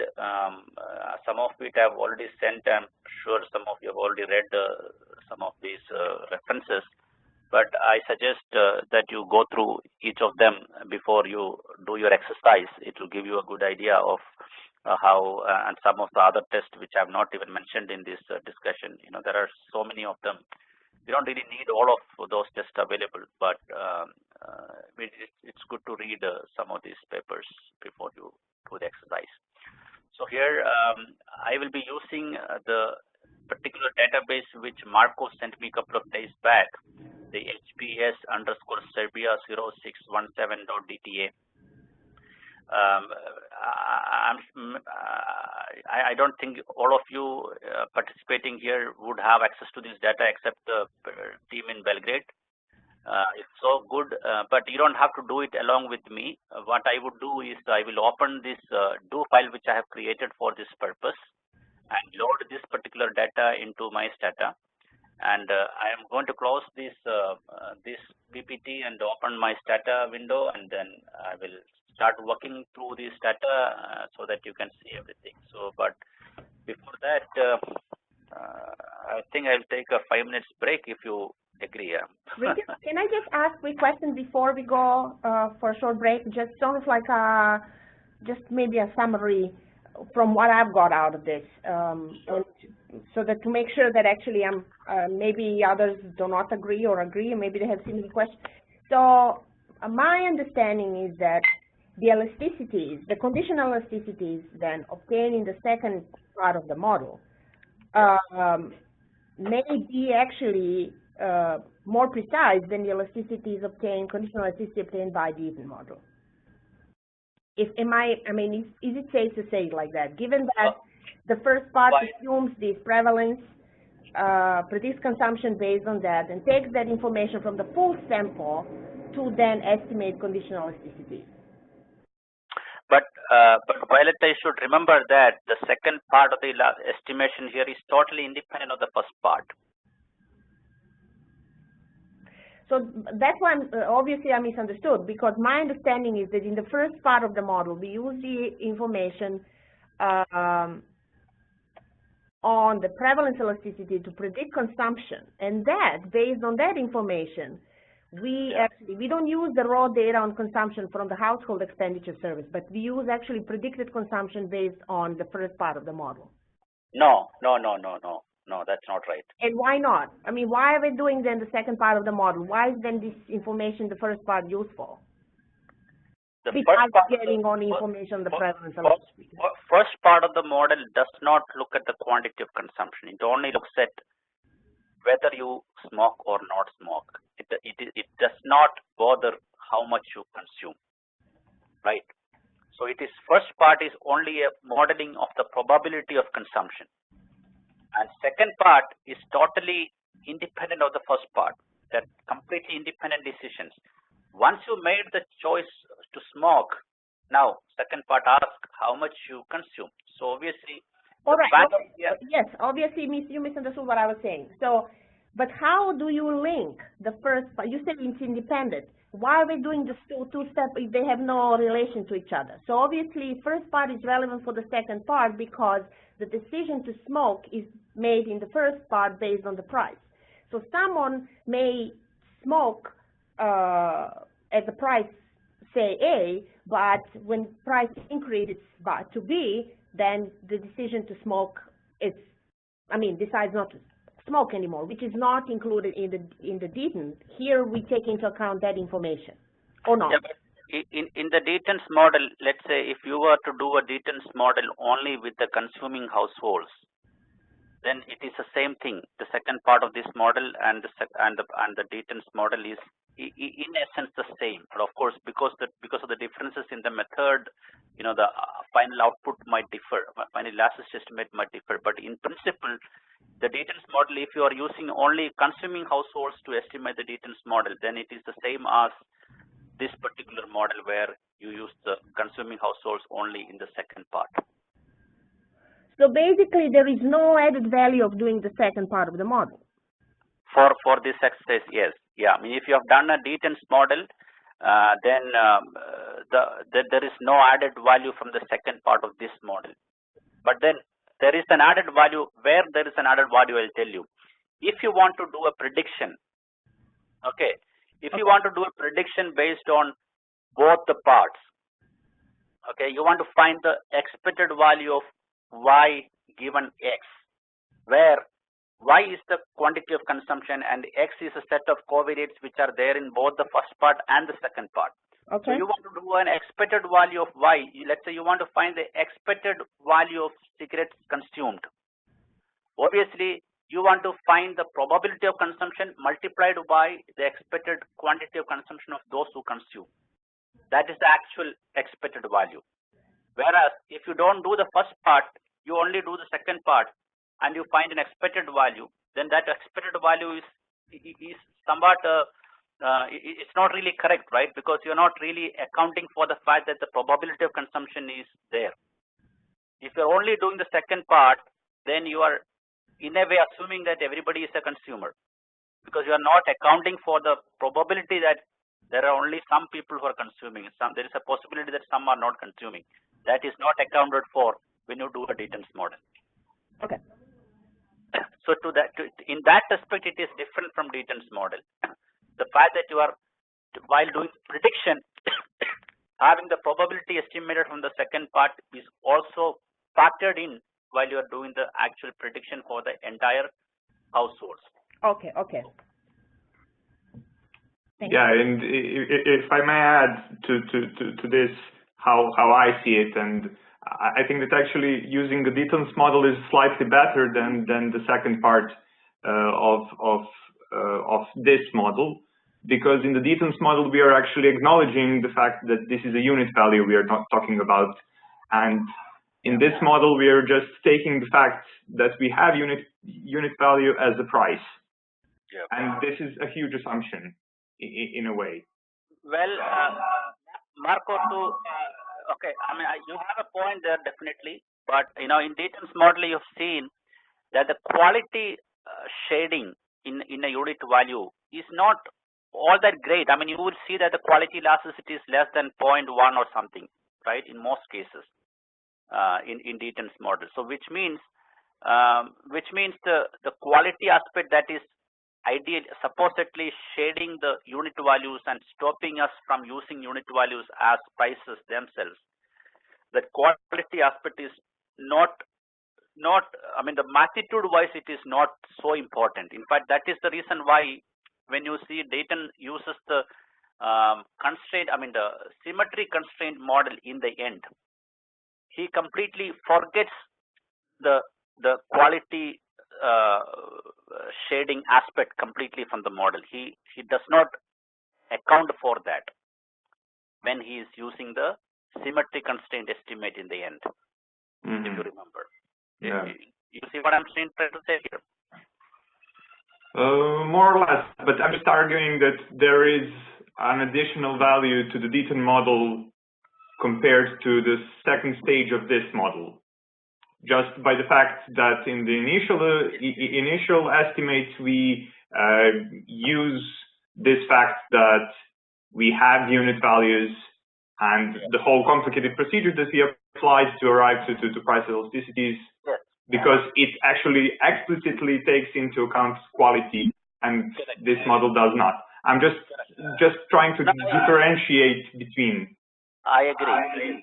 So far as the unit values differ from actual prices, if the variation or the difference is much higher in magnitude, Deaton's model becomes more and more important. You see, so the importance of Dayton's model comes in only when the magnitude of difference between unit value and price is larger. Yes, I understand. But if you say it's about 0.1, the estimate of this coefficient in Dayton, it in a way corrects the estimated elasticity, maybe a little, but it corrects it, for the quality. So this is just, I'm not arguing that this is wrong. I'm just saying what's the added value of using the Deaton's model and But if you want prevalence elasticity, you basically have to deal with the first part of this model at least. Yes. No. This is completely clear. We cannot do anything with Deaton about the prevalence, and this is the main topic that we are investigating in this case. But also remember, if you want to do a prediction on the total consumption, as a result, so let's say you want to do for our social scientists, we estimate these elasticities with the purpose of doing predictions for the policy making, right? For policymakers. Yeah. So if we want to, let me present to you a case why both these elasticities are necessary. Because suppose you want to see a reason why you want to see tomorrow the tax is increased on cigarettes. Now, increase of tax on cigarettes translates to increase in prices of cigarettes. So, when the price is increased on cigarettes by 10%, how much of that is going to change the consumption? Now, if you only have Deaton's model elasticity from in your hand, you're only answering the problem, the answer partially. The answer is only going to be partial. Why? Because the probability of consumption is not being taken into account. Now, in this model, when I am presenting both the prevalent probability elasticity of probability as well as elasticity in the intensive margin, what I'm doing is when I'm predicting the expected consumption as a result of change in price, what I'm doing is I am multiplying the probability of consumption into the mean consumption of those who are deciding to consume. So I'm multiplying both to get the actual increase in actual change in consumption as a result of price change. Whereas without the probability elasticity, or sorry, without the coefficient on the probability of consumption, I would not be able to tell you the exact change in consumption that is going to happen as a result of price change. Why? Because when the price change happens, there will be some people who are not consuming earlier may start consume now, or some people who are consuming earlier would stop consuming now. Yes, clear. That's clear. Thank you. Yeah. So, Rijo, there is a question from Dragan. If you can just look at the box, in the chat box. Okay, let me just bring my. Does it mean that if we do not the first model, we cannot do the prediction aggregate level? You mean in the Deaton's model? No, here. Sorry, I didn't see the question. If you So can repeat. Does it mean that if we do not do the first model, meaning the first part of the model, we cannot do the prediction on aggregate level? Does it mean that if you do not do first part, we cannot do the prediction on aggregate level? Yes, I mean we have to do the first part and get the elasticity of probability of consumption. That is the probability of consumption is a factor that goes into the prediction of aggregate mean change. Okay. If you remember, the expected value of y given x is the simple. This is a simple statistics, right? Expected value of y given x is nothing but probability of y greater than 0 into the expected value of y given x for y greater than 0. This is basic of statistics. So if you actually want to find the actual change in the expected value of y, you need to know both the probability as well as the expected value mean change for those with positive consumption. Okay. Dragan, did Rijo answer your question?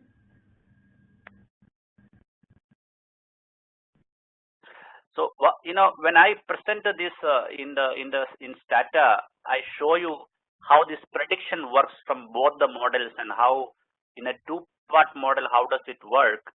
You will understand it better. I mean, I'll show you the predicted values and compare across different models. Okay. So here is my Stata screen, and I have my do file editor opened. So this is the do file I've created for this purpose.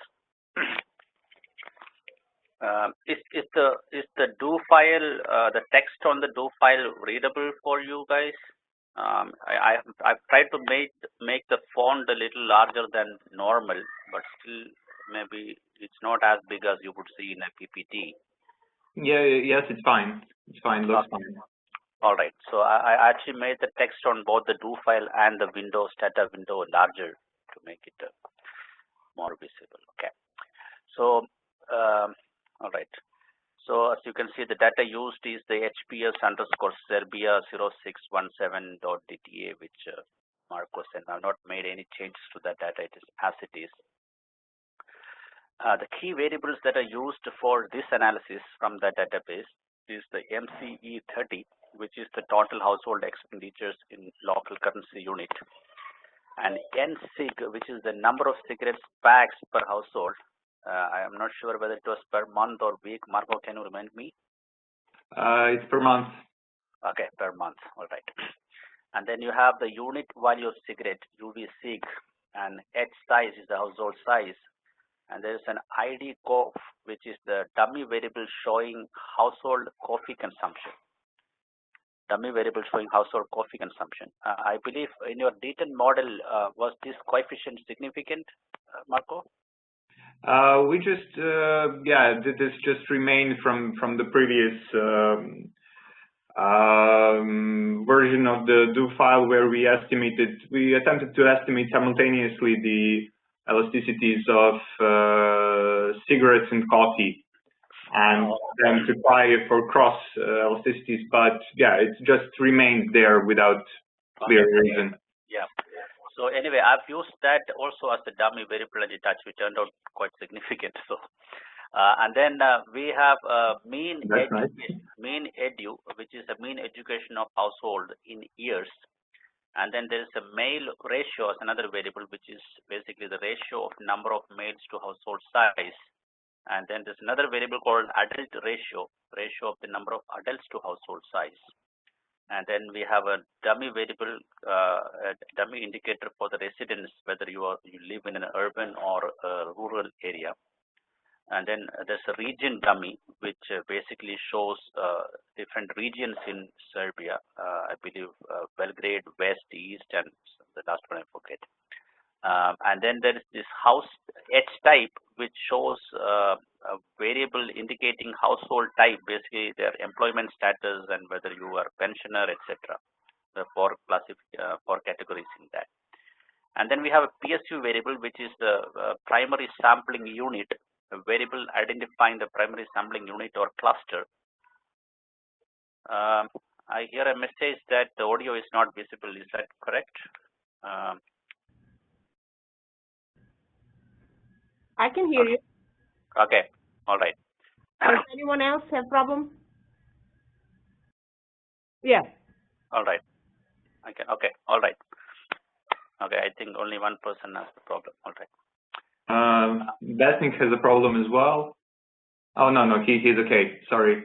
Okay. Yeah. Okay. So all right, I'll proceed.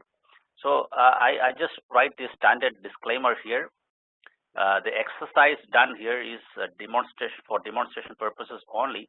The original analysis might need further checks and cleaning of data, additional variables as necessary before results can be finalized. So see, basically my purpose is to basically demonstrate how these models work and what kind of exercise you do, and all that we discussed so far. I just want to demonstrate here, but I've not really looked at whether some of these variables have outliers which needs to be removed, or which some additional variables needs to be included. Those things I have not checked at all, so please keep that in mind. And also this I believe, as I see, actually this data belongs to survey from different years. So the unit value that I'm using here is a variable. I don't know whether it is actually the real unit values already adjusted for inflation. Maybe Marco can say that. Yes, it's adjusted for inflation. Oh, okay, that's great. So yeah. Which means I'm using the real unit values here. Yes, this is a real unit value. Okay, all right. And all the expenditure variables are also real values. Okay, that's great. So, but I'm not doing any year dummies or anything in the model. Those are things, because it's a multi-year database. Some of the time series properties this particular data might have, which might need addressing when you actually fit the final model. So with that disclaimer, let me start. So we basically start this Drupal with a clear command, which essentially clear the screen for us. So as you can see, there is nothing on the variable side. There's nothing here, and then I'm declaring the version of data. So I'm defining here a path to the directory where my data is stored. It is the path here, and then capture log close. Before opening any log file, this is a typical to issue this command, capture log close. And most of you are familiar with data, so I'm sure these are nothing new for you. And we start opening a log file, which will be stored in this particular path. So I'm using a global macro to define that path. So I don't need to repeat the path every time. I just need to declare the global macro, which is defined path. Path is a macro that is used here.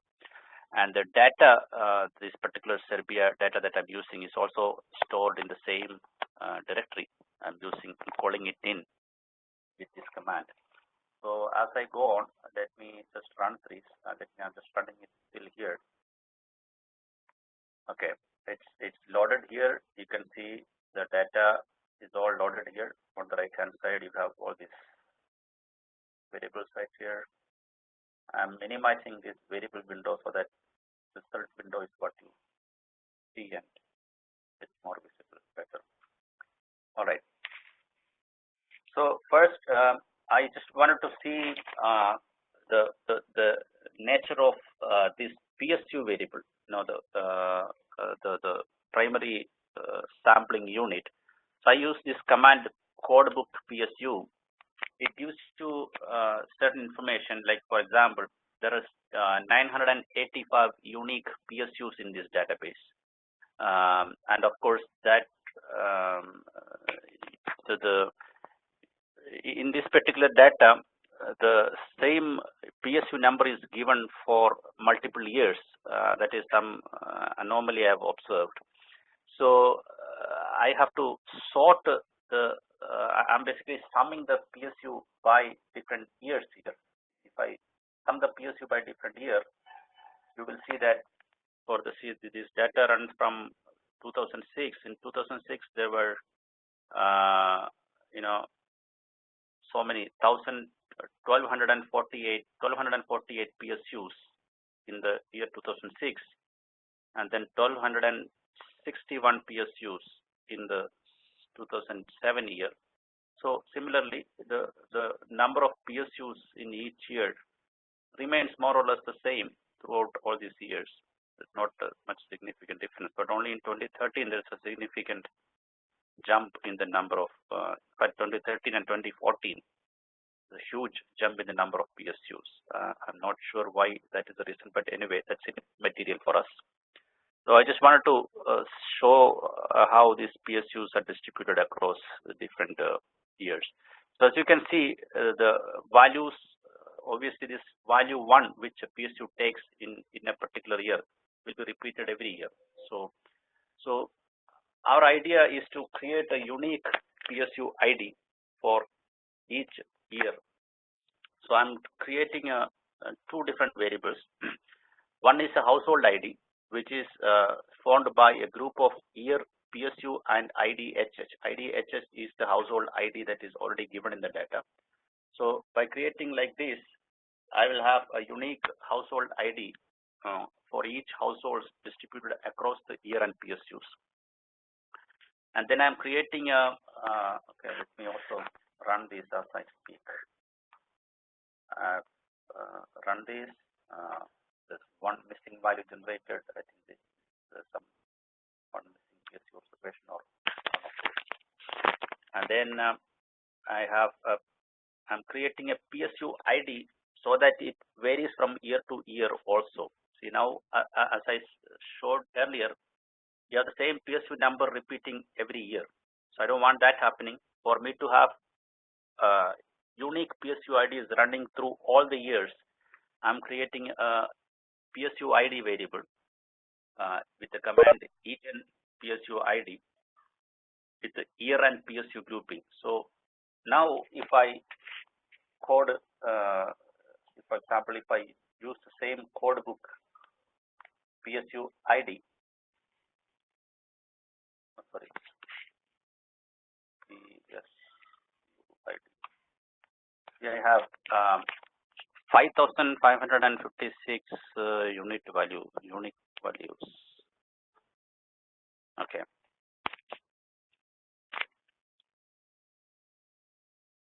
All right. So so I've created a unique PSU ID. So basically, these many 5,556 PSUs are there in all these years together in the data. So okay. Now I'm generating a price variable for each PSU and year separately, right? So I'm using the command psig, which is the price of cigarette, as the mean unit value by PSU ID, the PSU ID that I've created for each year. So when I run this command, it has created a new price variable,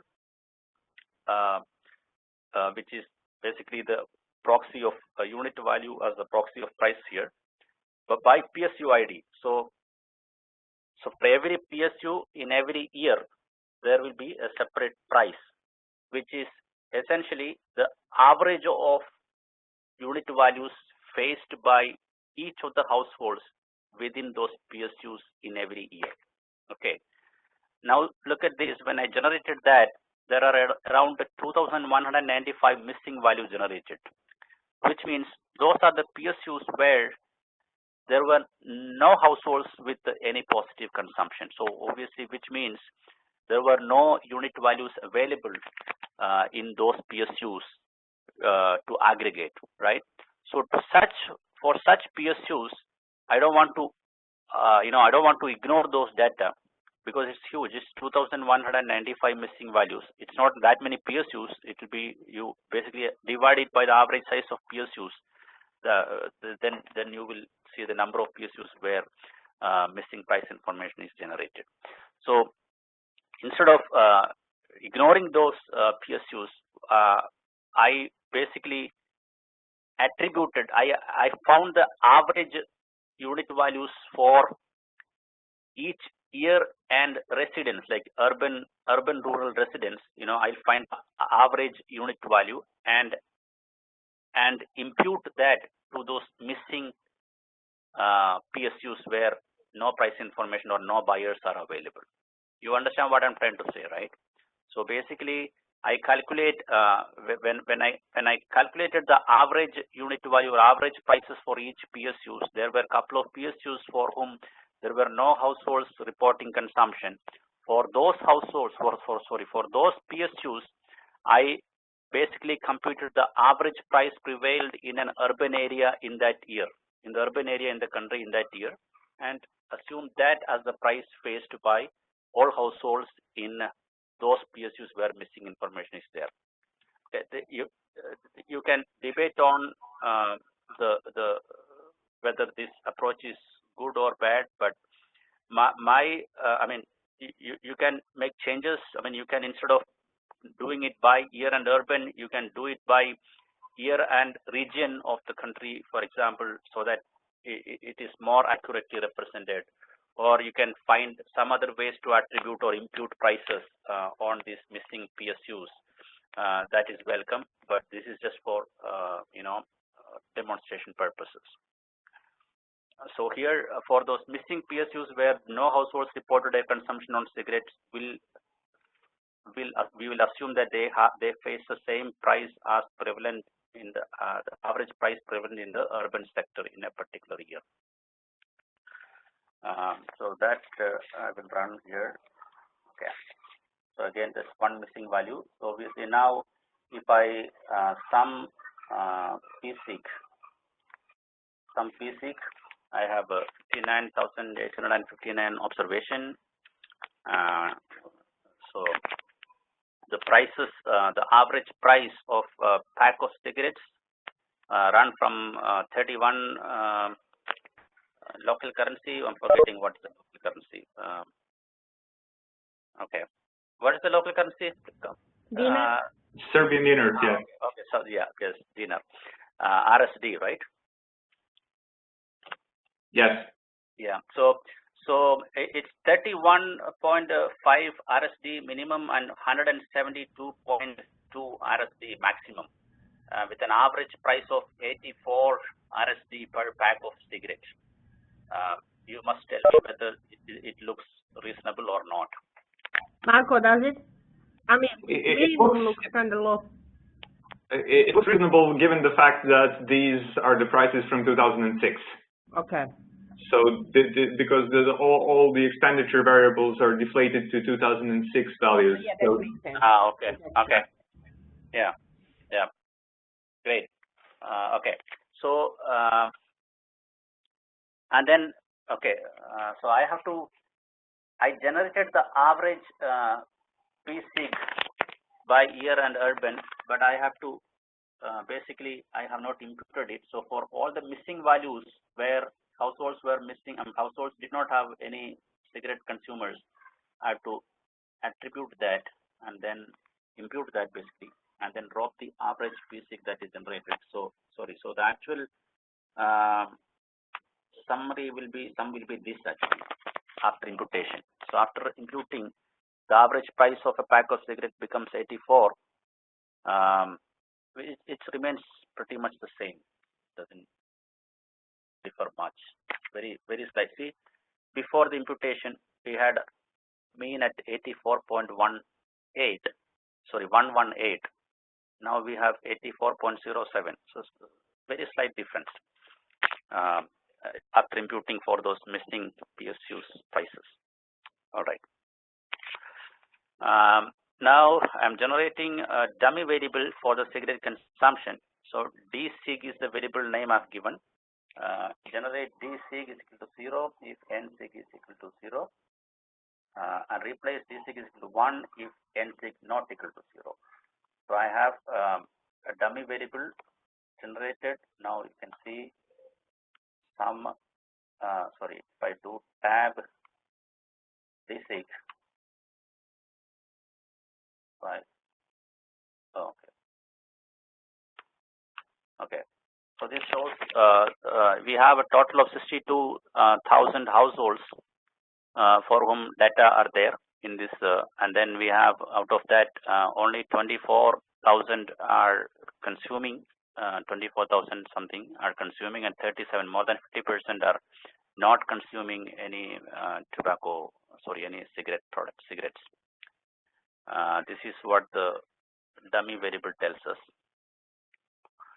And then I'm generating a dummy variable for the region. Tab region generate rdum. So it will take the values rdum. You can see on the right hand side, it will take values rdum, rdum2, rdum3, rdum4, like that. So 4 regions are there. You can actually see tab region. These are the regions we have: Belgrade, West, East, and this one. So 4 regional dummy variables have been generated. And now we also generate dummy variable for household employment type. I'm generating the variable htdum. So again, see, we have unemployed, pensioners, self-employed, and employed. And they were the household types available, and we have created 4 dummies representing those. Okay, so basically we're preparing the data for the analysis. And then we have the we have the mean education variable, mean edu. Okay. Edu. So this is the education variable tab. Okay. Yes, if you see this, when I do this tab edu, you know, this education variable is actually supposed to be in years, right? It's the number of years of education for an average, sorry, average number of years of education for a household. So I just want to round those into whole numbers, so that you know what we end up with rounded years actually. You know, instead of saying that 12.8 years or 12.9 years, that doesn't make much sense. So I just rounded them and created a new variable, generate educ. So now if I tab, I have education running from only 2 to 20 years. So I have people with the minimum 2 years of education, households with the minimum average 2 years education, up till households with average 20 years of education. So the data is, the variable is regenerated like that. And then I have to find a log of cigarette consumption, the number of cigarette.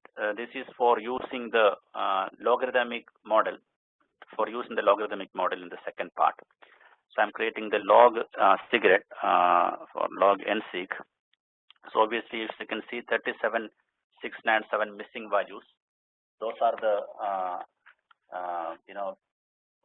guys who are, or households who are not consuming cigarettes at all. You see D6, tab D6, this is 37,697. That many are missing now when I create the log, because for the 0 log is not generated. All right, and then okay. Now let's just check the distribution of nsig. Okay. Before we go into the 2-part model, I'm using this histogram command to see the distribution of nsig. which is the consumption of cigarette. As you can see here, it is highly skewed. You have these are all zeros, those who are not consuming any cigarettes. So it's quite a skewed distribution you see there. But now let's do the same thing only for only for those reporting positive consumption.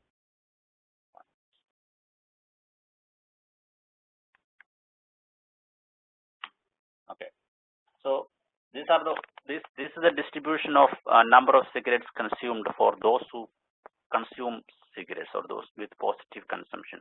Again, this is really not a normal distribution. It is skewed to the right. You can see a big tail over there. And then, okay, so obviously the distribution of NSIG, you can actually look at it. You can actually see the zero positive distribution. Look at the summary here. Look at the summary statistics. As you can see, the kurtosis here is 7.8, much higher than 3, which tells that we have a leptokurtic distribution for this NSIG variable. So definitely not a standard normal distribution that we have for this variable. So we need to see whether using a logarithm of NSIG is going to help, or obviously the standard regression is not going to help at all. So now, having created all these variables, let's now move into the two-part model. The first part, I'm defining the global macro X as PSIG MC30, which is the total household expenditure, household size, male ratio, adult ratio, education, region, and in the region, I'm telling Stata I've incorporated this as a factor variable. So I'm keeping B1, which is first category, as the base category in the region, which is B1 actually is for Belgrade. So Belgrade will be the base region, and then for ID COF, again 0, meaning those who don't consume coffee, don't take coffee. Households who don't have coffee consumption will be the base category. And then IP3 H type, where the 3 belongs to employed households with households who are employed. In Stata, sometimes certain commands would not run if you explicitly define factor variables like this. So that is the reason why I have created another global macro X1, just in case we need it for some commands. So there, instead of specifying this region as a factor variable, for example, I have explicitly written region dummy 2 to 4 because 1 is a base category, so I'm omitting it. I can also write RDEM 1 to RDEM 4, in which case data will omit one region of its own choice, and we want a certain region as the base, so we want to explicitly mention that. So I'm writing RDEM 2 to RDEM 4 and ID COF and HTDUM 1 to HTDUM 3. In fact, this urban as the variable that I discussed in the beginning was included in this regression first, but I found that this particular urban variable was turning out insignificant in both the steps of the model. In the first part as well as the second part, it was coming out to be totally insignificant. So I just took that out of the model. So I have these many variables defined, global X and the global X1. I'm just defining them, executing it. Okay, that has defined those. And now the first part of the model is simply logit dsig $x. So basically, dsig is the probability of consumption, and X is the set of covariates that we have. So I run this model. You can see the model has been run, and This header all looks good. The LR chi-square statistic is significant here, and you can see the significance of individual coefficients. Most of them are quite significant, except this eastern region doesn't seem to have a significant impact on consumption, probability of consumption, but otherwise almost all the variables that we have included in here are significant. One, let's not get carried away with this result because you know that in typical regressions like this with really large number of observations, it's very hard to get a coefficient which is not significant. Most of the time, most coefficients become significant in large samples. So we have quite a substantial number of observations, 62,000. All right. Now, once we did this regression, we want to do a prediction. Okay. So we are predicting the probability of positive outcome. That is a default prediction. We use the option PR. So predict y hat p. Y hat p is the variable name that we are giving for the predicted variable. And we are telling Stata that we want the probability predicted. So PR option. Even if you don't mention this PR, it is fine because Stata by default assume PR for prediction when you are doing the prediction after logic or probability regressions. So we run this command, predict. Three missing values are there. Now you just summarize this predicted value with the dsig, which is the actual dummy variable for the consumption, whether to consume cigarette or not. So you can simply summarize both of them together and see how close the prediction is. Okay, either this many observation in the predicted and the three missing observation. As you can see, the predicted mean is very close to each other. 39.25 is almost up to 4 decimal points. The prediction is accurate.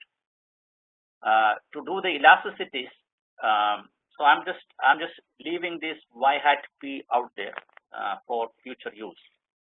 When I do the two-part model, I will show you how this predicted values from the first stage becomes useful. So I'm leaving that y hat p behind. And now we are estimating elasticities. Stata has this beautiful margin command, which allows you to estimate, changes, marginal changes or elasticities depending on what you specify in the option. You can estimate either price elasticities or you can estimate marginal changes, etc. So here, see for example, to get the elasticities, we need to use the margin command. I'm estimating the elasticity for price elasticity here. So I use the option EYEX. That is the margin command because we are using EYEX for elasticity because we are already having a logit model. So we are using EYEX. The elasticity will be displayed along with its probabilities and confidence intervals and standard errors. We see the elasticity as minus 0.398.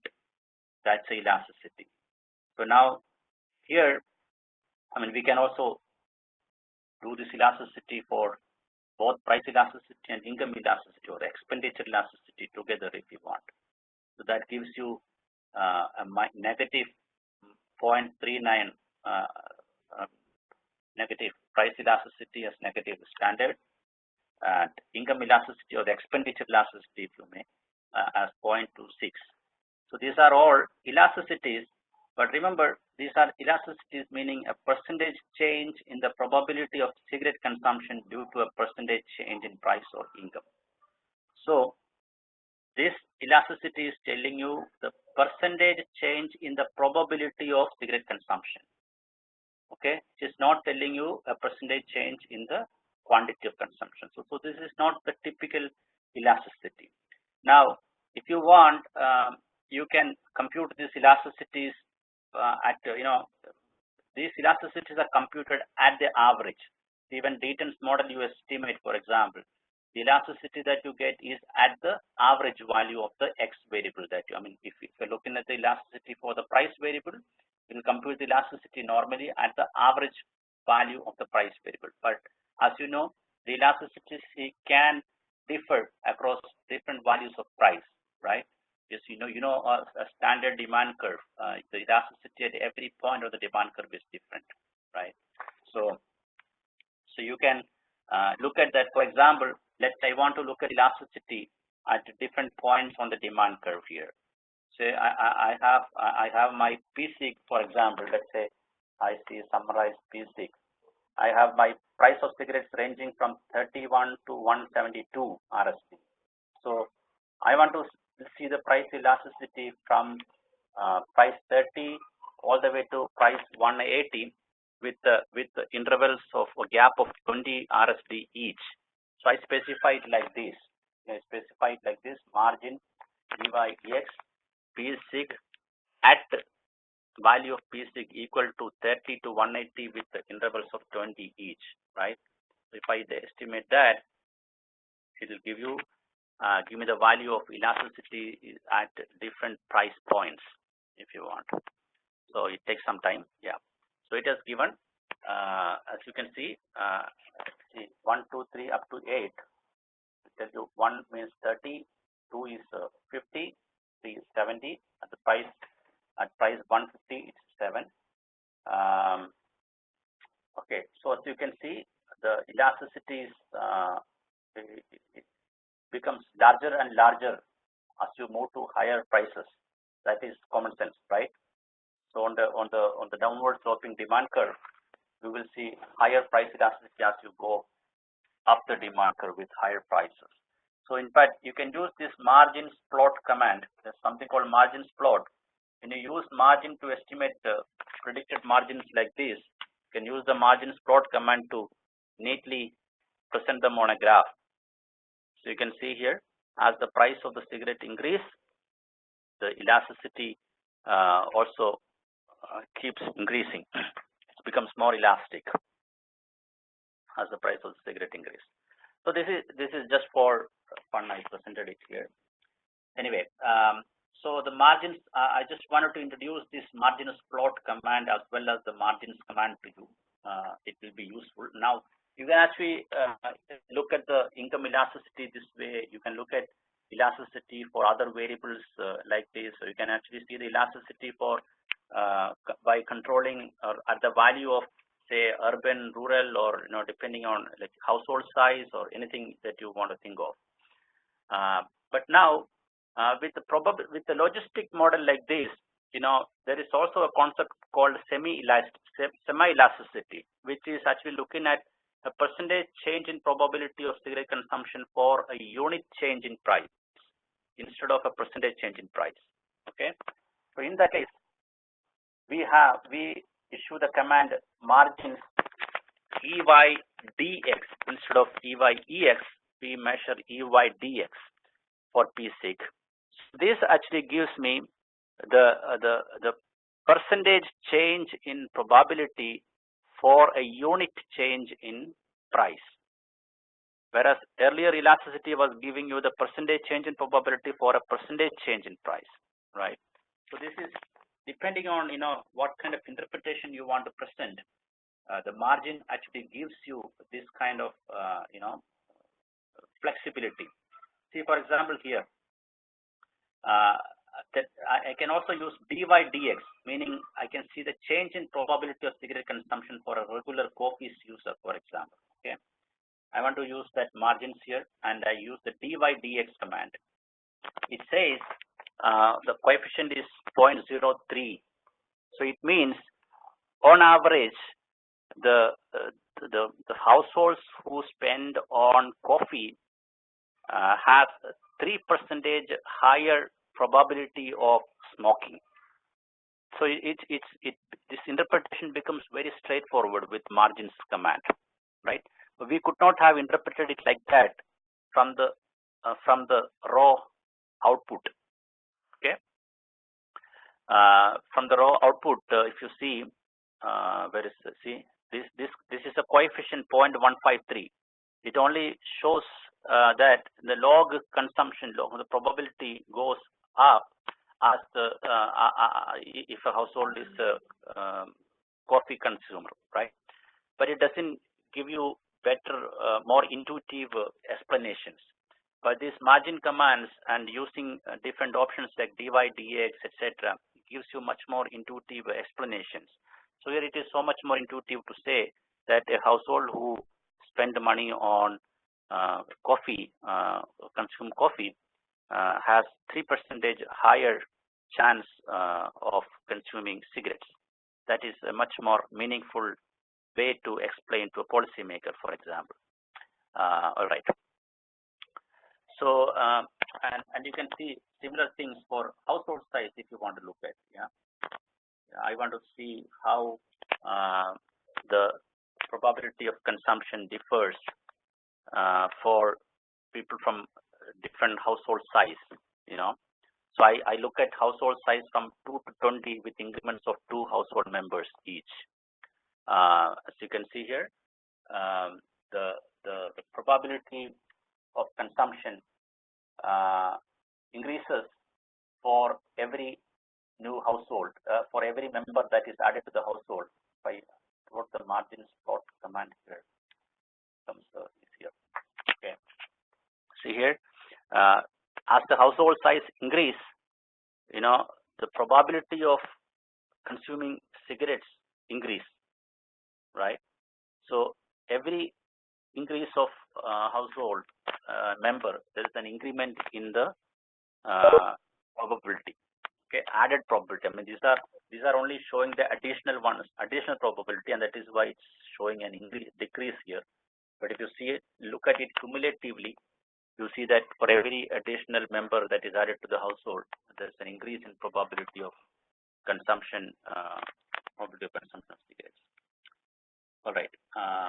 Just if I may interrupt, I'm sorry. I'm just not convinced that maybe using this ID coffee variable is maybe right, because we face an endogeneity issue.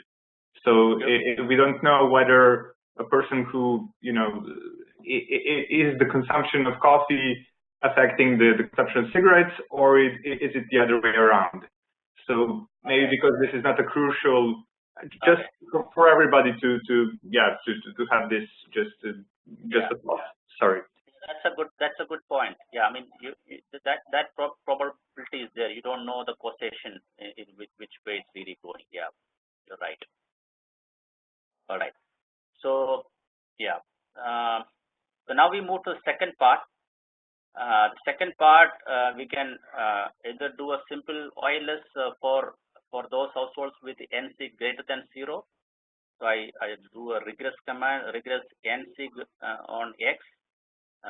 It gives me the result for only those households who are consuming cigarettes. So as you can see, most of the variables turned out significant. So we have statistic is significant. Of course, we have a very low R square, meaning there could be many other variables which we are probably omitting. The predictive power is pretty low. Anyway, but let's predict the y hat here. I'm predicting an in-sample prediction, meaning only using those samples that is used for the analysis. So predict y hat. So it's a raw y hat that is predicted. So this many missing values, obviously, because we did the regression only for NSIG positive cases. Summarize y hat and NSIG to see how the accuracy of prediction is pretty fine.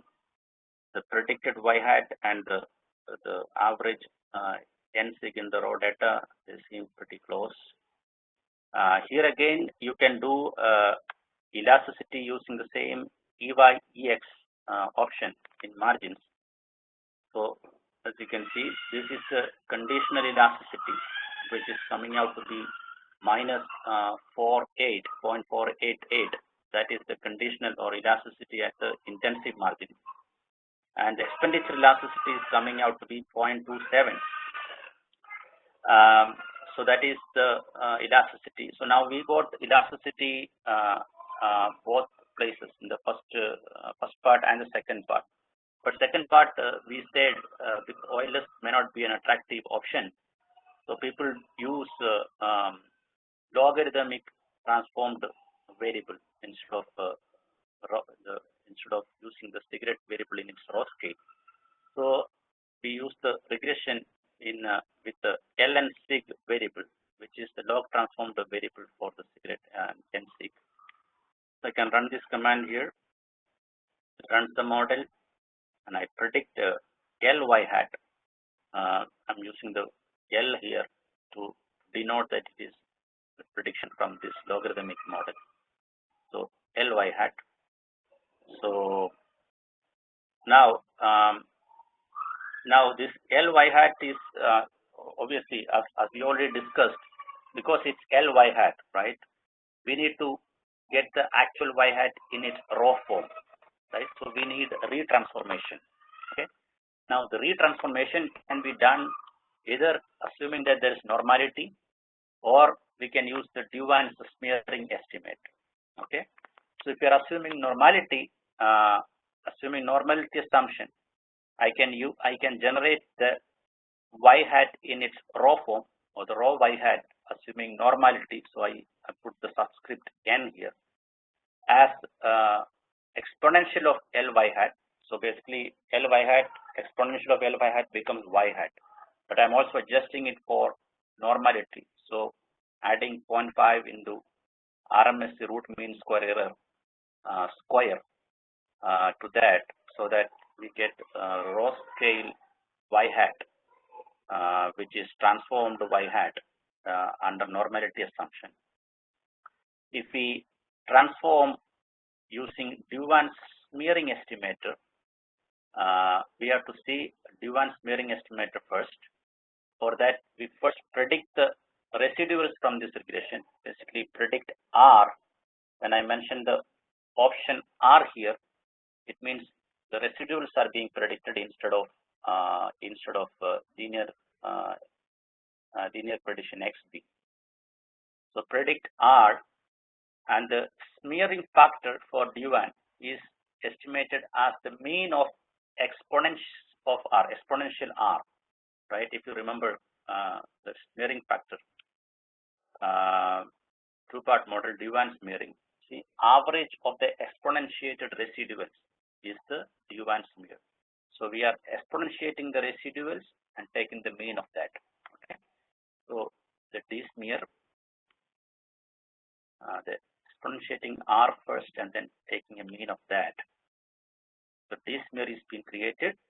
So now you create the raw y hat is being predicted with after exponentiating the ly hat, you are multiplying it with the D smear that is generated. That is how we are adjusting for the bias that we discussed. We are smearing the adjustment here. So we have y hat D. So you can see here after smearing estimated, you can see a histogram of this estimated y hats imposing the normal distribution around it. It looks reasonably okay, but it's going outside here a bit, right? There's a tail also here, you can see a little bit. So we haven't tested whether the residuals have heteroscedasticity or anything, because we're not really going to do with this model. We're actually going to GLM. So I'm dropping this ly hat R and D smear. We don't need them anymore, but I'm retaining y hat D and y hat N, etc. from the previous model for future purposes.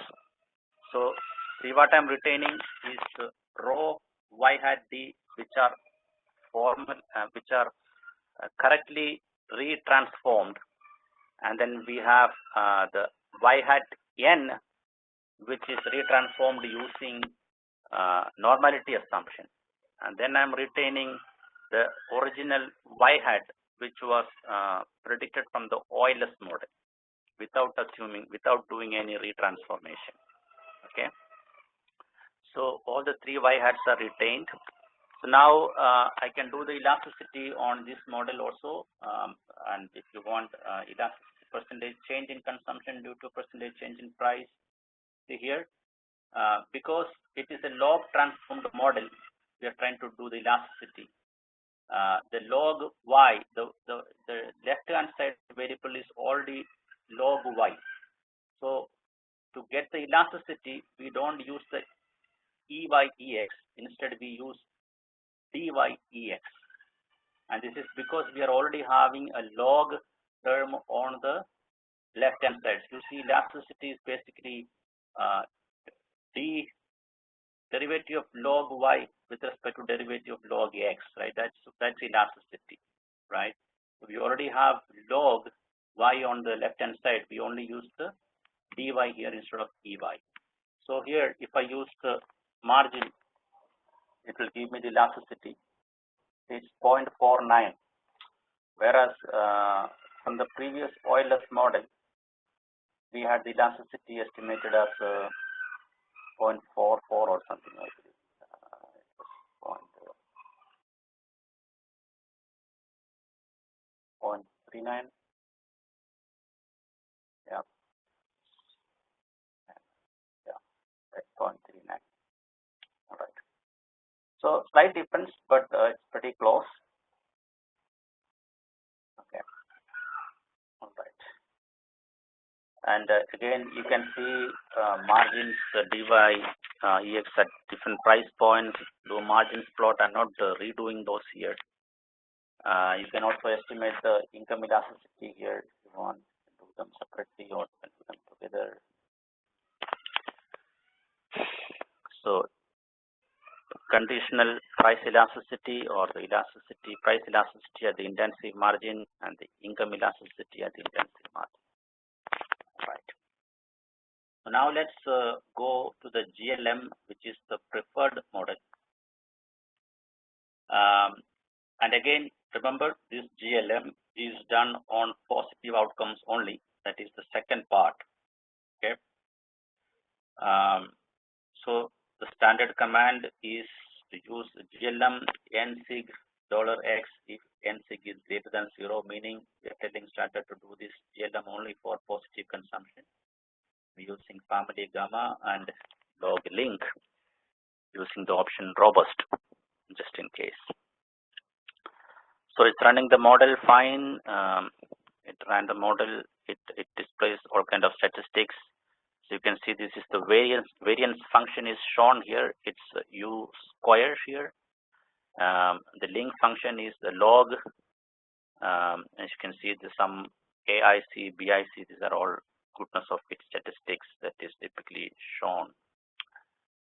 As again, almost all the variables are quite statistically significant. Do a prediction now. Again, see here, because it's a log link function that we've used. When we predict standard linear prediction, what we get is only Ly hat, right? So I predict Ly hat xb. Oh, sorry, that is already there. Okay, let me not predict that. It's not required now. So I had to drop that earlier one. Drop Ly hat. So the earlier Ly hat was dropped. I had to do this. I didn't drop it. Ly hat is already dropped, so we just want to drop the R and this smear. Okay. That part was not executed. All right. So now I predict Ly hat xb. Predicting the linear is the linear prediction, and this is the raw prediction. Ly hat mu option. So this will basically predict the expected value of y, or the y in raw scale. It is nothing but the exponential of Ly hat. Okay. So I'm predicting y hat underscore g. G is written here to denote that it is the y hat predicted from the GLM model. So I'm predicting y hat underscore g mu, and you should know that this y hat underscore g is basically equal to the exponential of this Ly hat that is predicted here. So now let's just summarize all the y hats that are predicted from different models for n6 greater than 0. So we have the first y hat predicted from the standard Euler's model without doing any corrections. We had y hat n, which is retransformed using normality assumption, and this y hat d is the retransformed prediction using these Duvan smear correction, and this y hat g is from the GLM model, and this is the actual mean for the n-sig for cases where n-sig is positive, meaning more than 0. But from a cursory look at it, we would assume that the original Euler's model's prediction is coming much closer to the actual n-sig values mean compared to any other y hats that we have predicted. The second closer is obviously the y hat g from the GLM model. Okay, so that is what it is. But this doesn't mean that Euler's is necessarily a superior alternative. Obviously, you know that Euler's gives the best unbiased estimator, so it's a more efficient estimator. But that doesn't mean it's consistent. All right.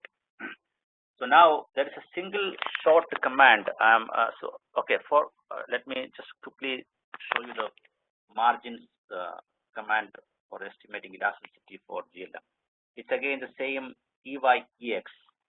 Margin EY-EX for P-sig price, it is showing elasticity of minus 0.45. It's pretty close to the previous elasticities we got, 0.44, I believe it was. Okay, it's 0.45 now. You can also estimate the income elasticity here similarly, both income and price elasticity. It will show you minus 0.45 and 0.29, positive 0.29 as increments. These are both conditional elasticities or elasticities at the intensity margin. Okay. Now, a single short command to do all this using the 2PM package. You first have to do this SSD installed 2PM. Okay. Since I have already installed it, I just have to issue this replace command. So it is checking whether it is already installed. If it is already installed, it won't install. Since I have specified the replace option, it will probably go ahead and install it anyway. But you have to do it before you're able to run this command. Install. Let me paste that here.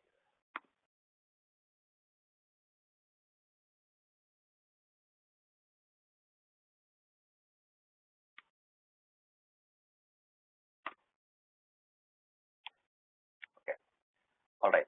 So the 2PM command is simply the syntax is 2PM nsig $x, and the first part is logit. Second part is the standard GLM with the family gamma and a link log with the robust options specified. Okay. So we estimate that 2PM. You see here, it's been estimated. Just for the comparison, I'll do the GLM alone for the second part. Okay, you can see how close, how identical the results are. For example, this is the 2PM command. This is the logit part, and below is the GLM part. For the GLM part, you see the coefficient associated with P-sig is this minus 0.0055712. And in the GLM command again, it's the identical coefficient. Coefficient is identical, right? So make it easy. Just look at the constant, 3.18776. 3.18776. So these are identical results. Now, if you do the logit, logit nsig $x, it will give you estimates identical to the top part of the 2pm command. See, for example, constant here is minus 1.285 for the 2pm model. For the logit part, can you see here? It's minus 1.285. So it's identical. So it is just as doing two independent two-step estimations, right? You do the logit model separately, do the GLM separately for the second part. It's identical. Instead, you can simply do a 2pm command to do the estimates simultaneously. So the advantage is in terms of the prediction. Okay.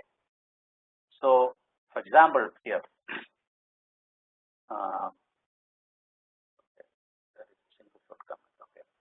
So here again, I'm using predict here.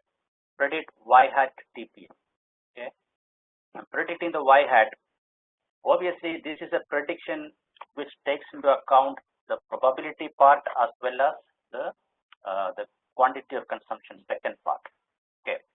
Now, how do I compare this prediction with the previous two-step estimation? For that, I need to be able to generate a new y hat sum, which is the product of y hat p and y hat g, wherein y hat p was the predicted probabilities from the first part of the logit model, which we have already done, and y hat g is the predicted probabilities or the raw scale prediction for the second part of the GLM model. Okay, for the GLM model, we made a prediction for y hat, which was stored as y hat g, and for the logit model, we had predicted and stored the result as y hat p.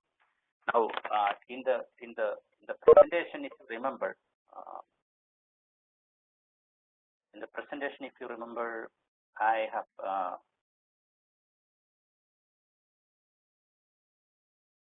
the expected value of y calculated as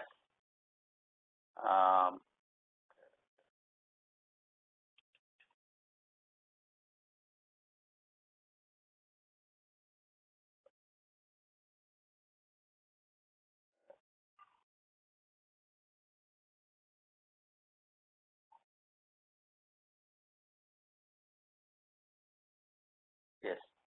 See the probability of y greater than 0 into the expected value of y given y greater than 0. That was the overall mean that we want to predict, right? That is exactly what is done here. So the total y hat is the product of the probability from the first part into the mean value, the expected value of the mean from the second part of the model. So I'm defining those y hat sum there. Okay, so new variable y hat sum is generated. Now let me compare this y hat sum with the y hat TPM, which is the predicted value of y hat after doing the single shot command. Okay, so I'm just summing it up, summing both the y hat TPM and y hat sum, which is the product of both the parts together. As you can see, those results, why it's not the same. The result has to be identical. Something going on. Go back and check.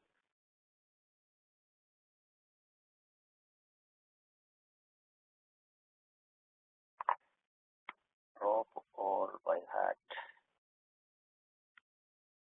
star.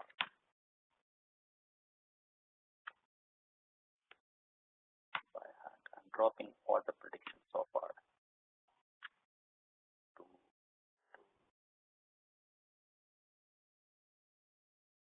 Logit DCX and predict y hat p.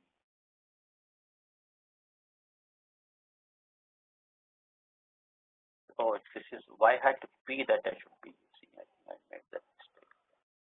So y hat p is the predicted raw predicted value from the first part, and the second part we have GLM with the family link. I'm running it and predicting the Ly hat G. So we have raw Y hat G and Y hat P now. So now I'm doing the single shot command 2 p.m. I'm predicting the Y hat T p.m.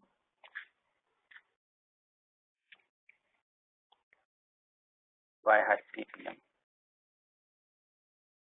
And I have Y hat sum as Y hat P into Y hat G. Is correct? Okay.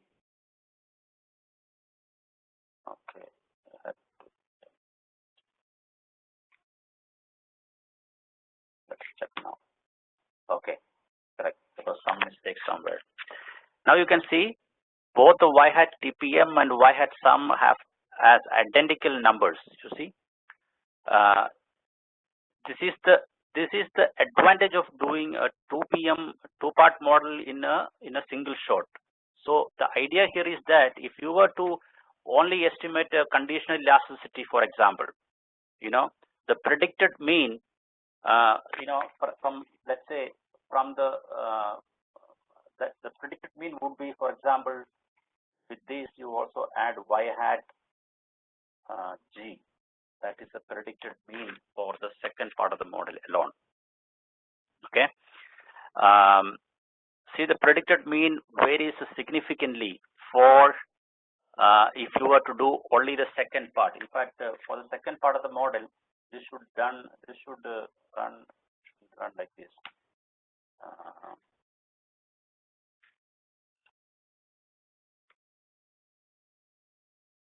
If n6 greater than 0. Okay.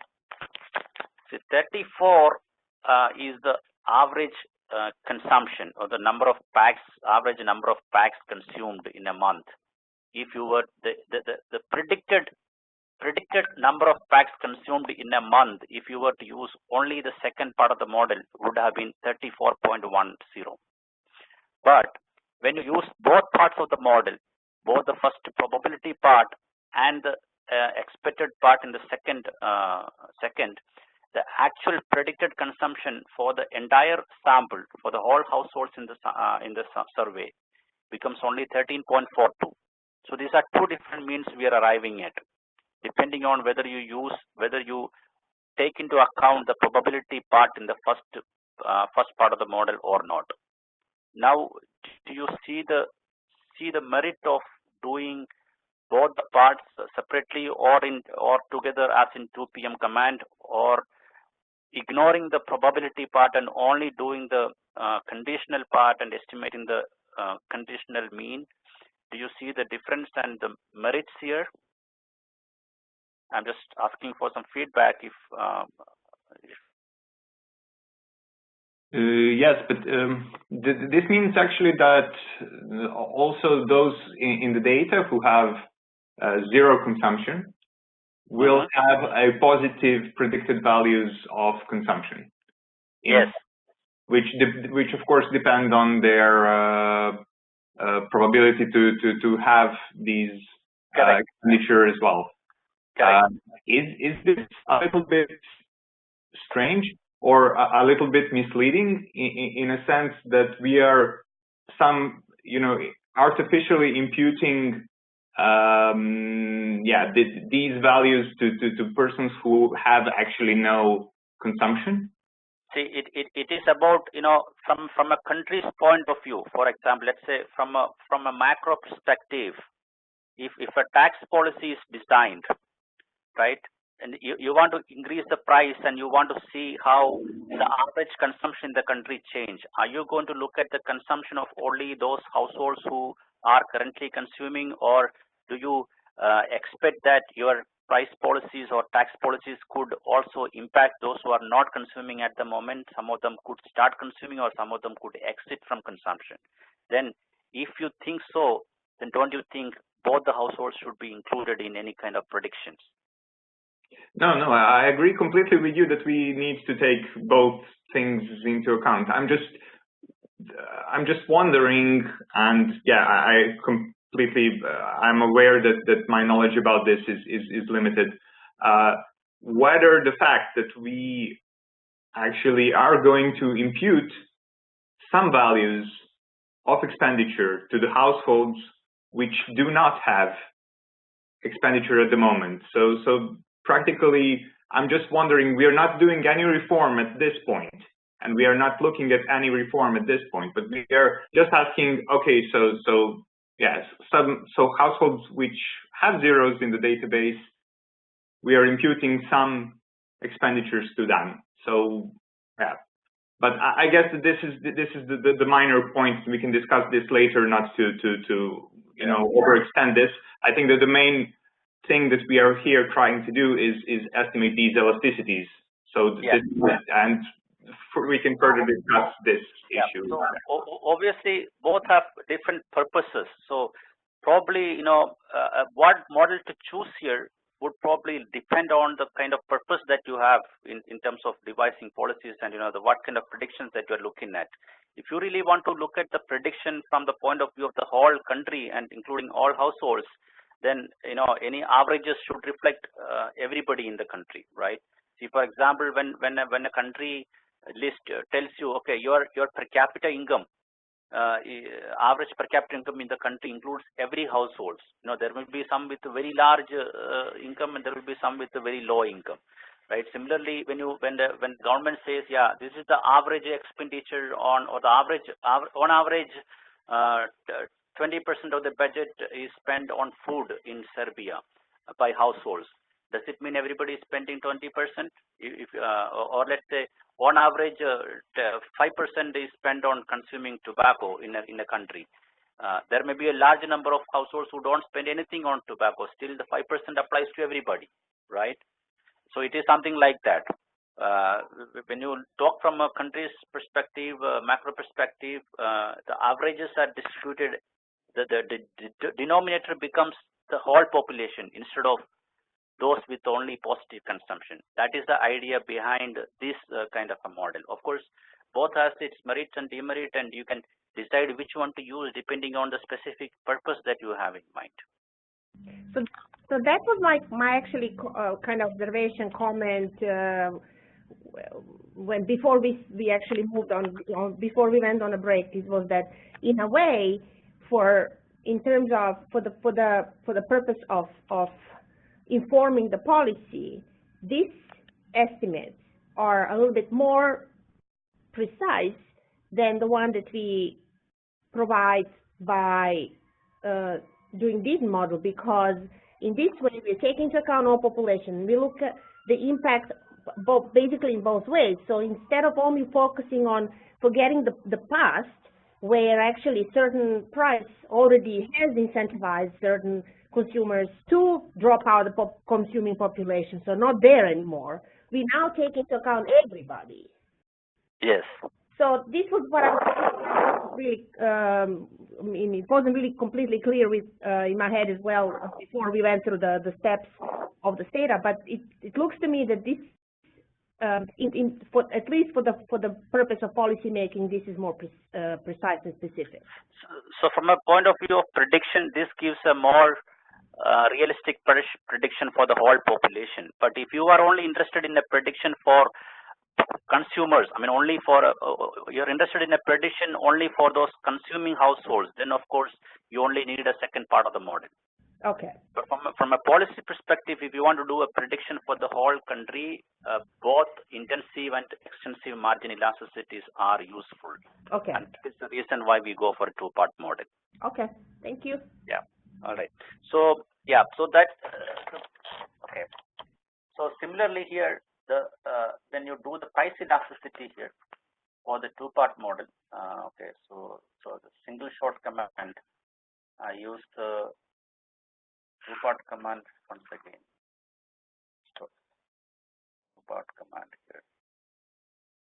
Okay. Okay. And I can estimate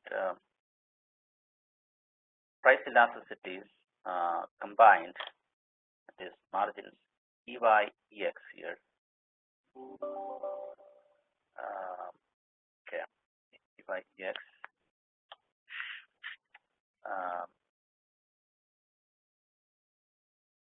See what the price elasticity I get is 0.866. That is the total price elasticity for taking into account both the part of the model. Whereas when we separately estimated price elasticity for participation and price elasticity for consumption, in the second part, we had values like, for example, I'm forgetting, let me just do it once again. GLM price elasticity was the margin C by X. Price elasticity for GLM model is 0.4536. Let me just put it aside on an Excel sheet.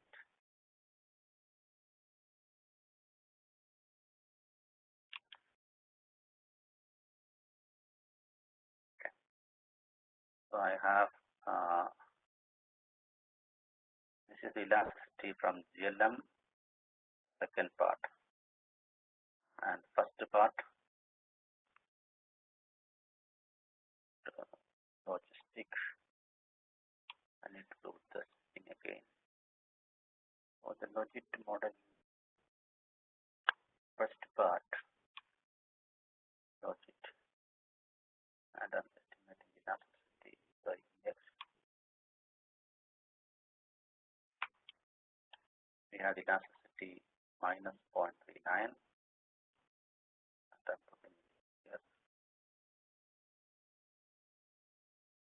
And the two-part model, we have the elasticity already worked out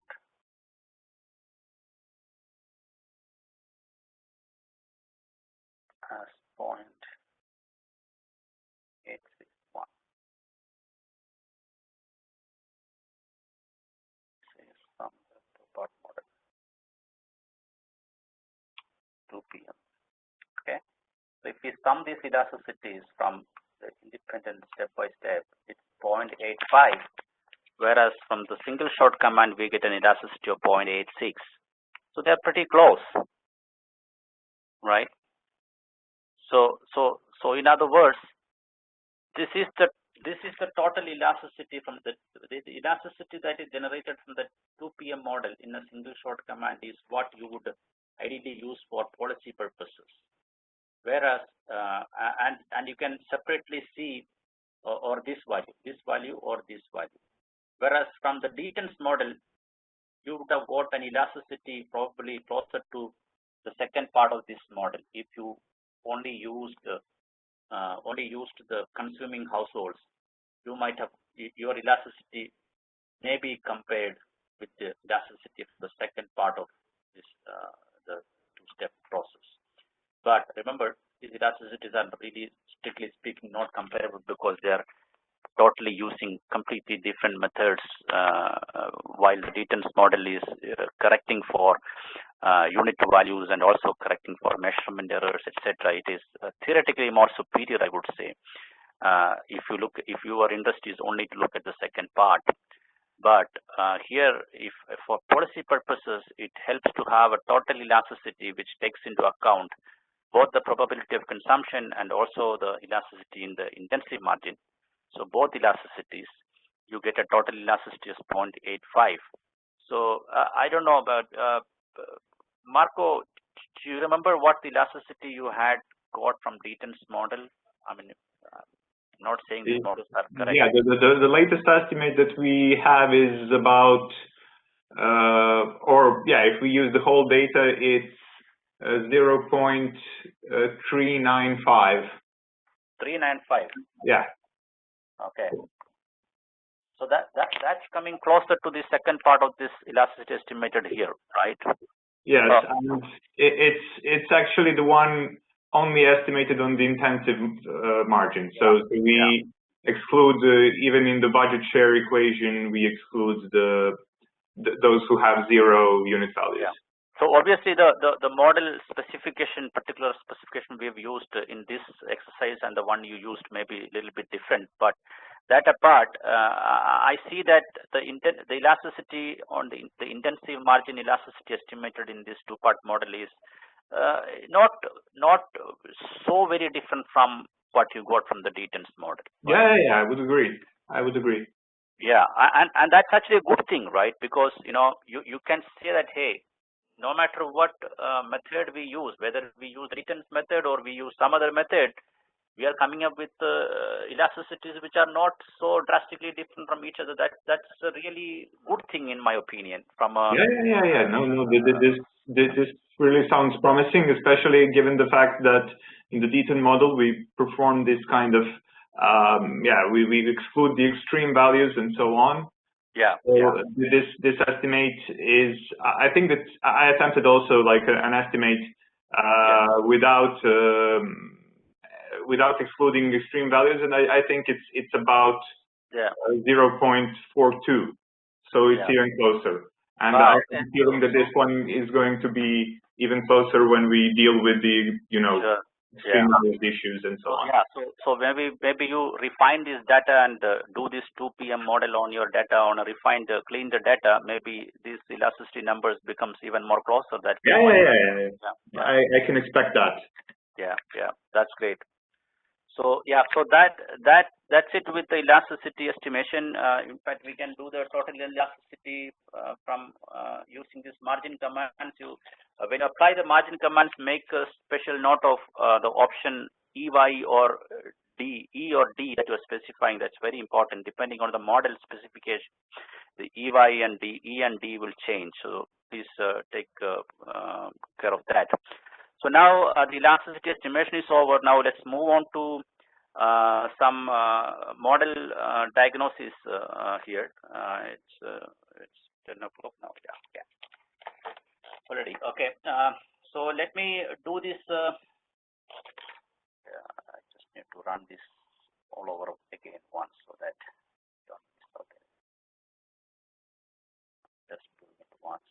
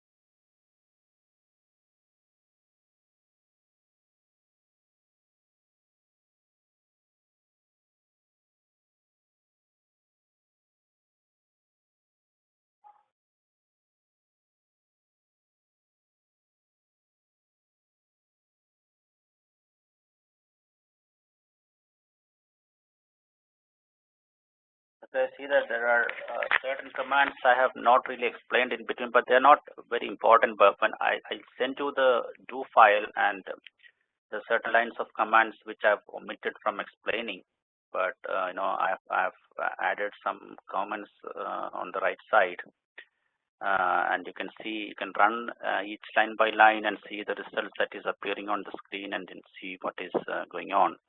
See, for example, margins dy dx star. Um, if you run that, it will give you the conventional interpretation showing incremental effects. See, typically when you do these GLM functions, GLM or even logit regressions, the coefficients that is reported are not really readily interpretable in a sensible manner. I mean, it doesn't give you very good intuitive explanation, and that is the reason why we use margin commands. Once the margin is used effectively, we can transform these coefficients into more intuitively explainable ways, right? That is the reason why we use these margins. All right. So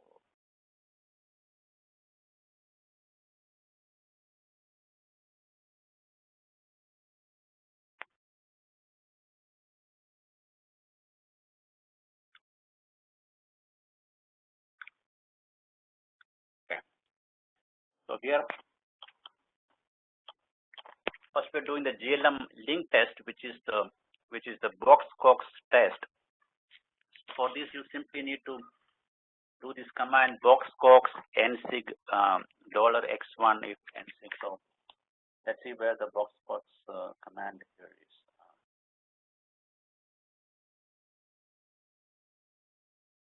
Box-cox. Okay. So here's the box-cox.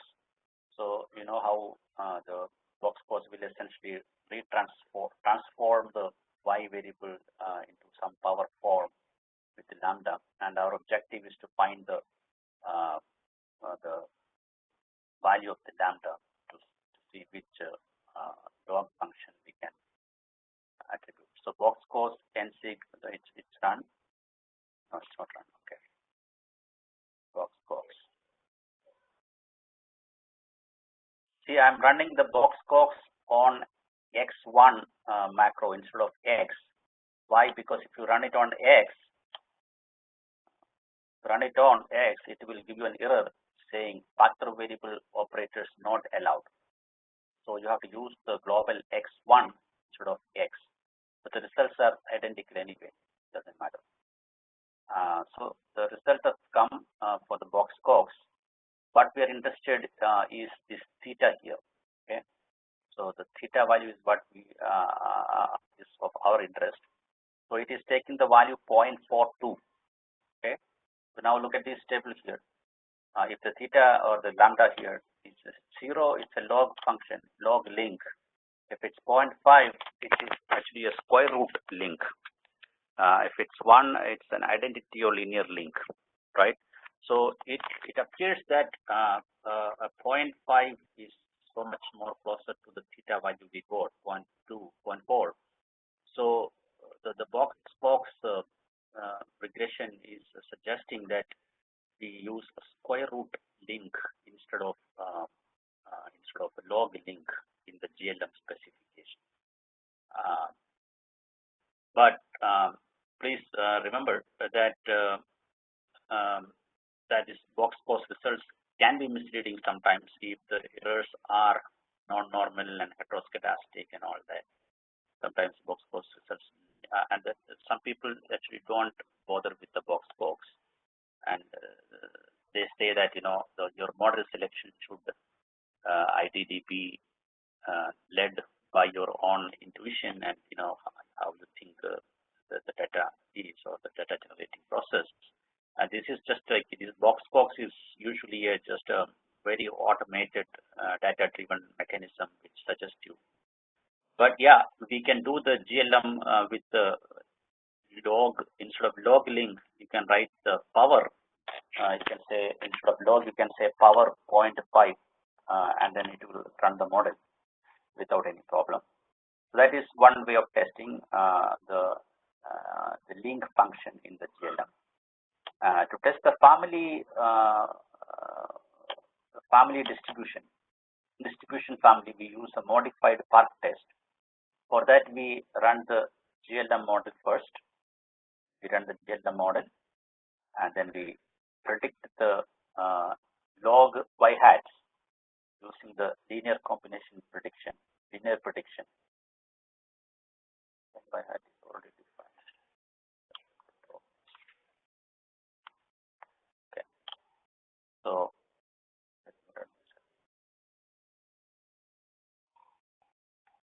I predict the Ly hat. Predict Ly hat.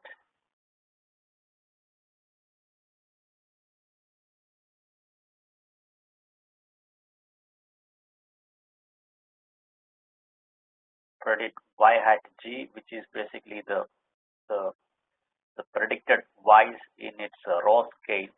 The row scale, it is essentially nothing but the expected exponentiated value of this Ly hat, which is already predicted. Then I'm creating the row residual square, which is the n sig, which is the actual y variable, the row y variable, minus the row predicted y variable, the predicted y hat variable, and the square of that is defined as the residual square, the row residual square. You can see here the modified park test is done like that. The y minus y hat square, and take the log of that, right? So row y w square, and then you do a regression of this row residual square on Ly hat using the same GLM command. You do that, and what we're interested in is the coefficient on Ly hat. Coefficient on Ly hat is 2.0, 2.06. You see here, if the lambda is 2, it means it's a gamma distribution. So from the modified park test, it shows that the coefficient 2 is not exactly 2, but we can test that actually. So you can there's a test to see whether Ly hat is equal to 0 or Ly hat is equal to 1 or 2 or 3. Okay, you can do each of these tests. You can run it one after the other. So you can see here, if you test it for Ly hat is equal to 0, it's rejected. Ly hat is equal to 1 is rejected. Ly hat is equal to 2 is not rejected. So which means the gamma family is the preferred family distribution. So we want the test command with it should not reject the hypothesis here that Ly hat is equal to 2. All right. So we are good with the modified park test and its suggestion that the gamma is the right family distribution to use. GLM testing for nonlinearities, it's a link test. For that, first we have to generate the Ly hat square. See, essentially for the link test, as you already saw here, it tests whether the coefficient of y hat square is significantly different from 0. We want to see the coefficient of y hat square from the regression model. The model is specified correctly, y hat square should have no exponential power. So we define the y hat square first, Ly hat square. Okay, and we do a GLM regression of row square on the Ly hat and Ly hat square, and we have to basically look at the coefficient associated with Ly hat square, and it should be statistically insignificant. You can see here Ly hat square. You can ignore this coefficient. Just have to focus on y hat square coefficient. As you can see here, this is the right result we want. It is not rejected. The null hypothesis is that the Ly hat square is significantly different from 0, but it is not being able to reject that. So yes, yeah. So the link test is passed here. The null hypothesis that the model is linear, the coefficient on y hat should be statistically insignificant. And if this part were to be significant, what do we do? If this were to be significant, that means the model is not specified correctly. It could be because you have omitted some variables, or it could be because your model is actually not linear. It could be like, for example, your age variable might have a square term of square of the age variable is also significant, or it is possible that there is some interaction that you are missing. It is basically trial and error. You have to. Okay. I'm fortunate that it worked better with this now, but that doesn't mean it should work with every other data for sure. Yeah. No problem. But the idea is that then we can toy around a little bit with the specification, maybe include some squares and so on. So yeah. Yes, squares or maybe interactions. Many times when this link test fail, interaction between a dummy variable and a continuous variable, some sensible interaction sometimes make it right. Okay. This all, this basically trial and error is what you have to resort to. Yeah. Okay. So thank you. So that is the link test. So I'm again dropping this right here. Now, testing the deviance residuals for goodness of fit. Actually, in this book by McCullough and Nelder, they recommend this deviance residual test as having the best properties for estimating the goodness of fit of GLM. Okay, this is written in their book, and it is also suggested in this recent book by Jones 2013, Applied Health Economics, Routledge 2013. Also recommends this deviance residuals as a good test for looking at the goodness of fit of the model. So for doing that, you just simply need to predict the residuals, a deviance residual. The Stata actually straight away gives you an option to predict the deviance residual if you mention the option deviance. Okay, so you say predict res underscore d to denote that it is a deviance residual with the option deviance. Okay, so that is done here. By for not found.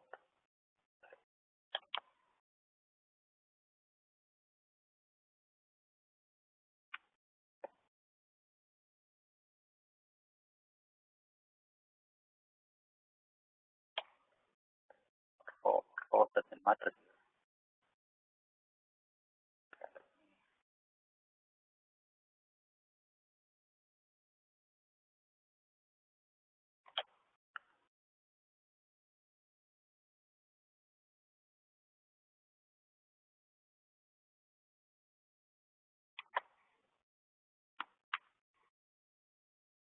Let me run this model once again.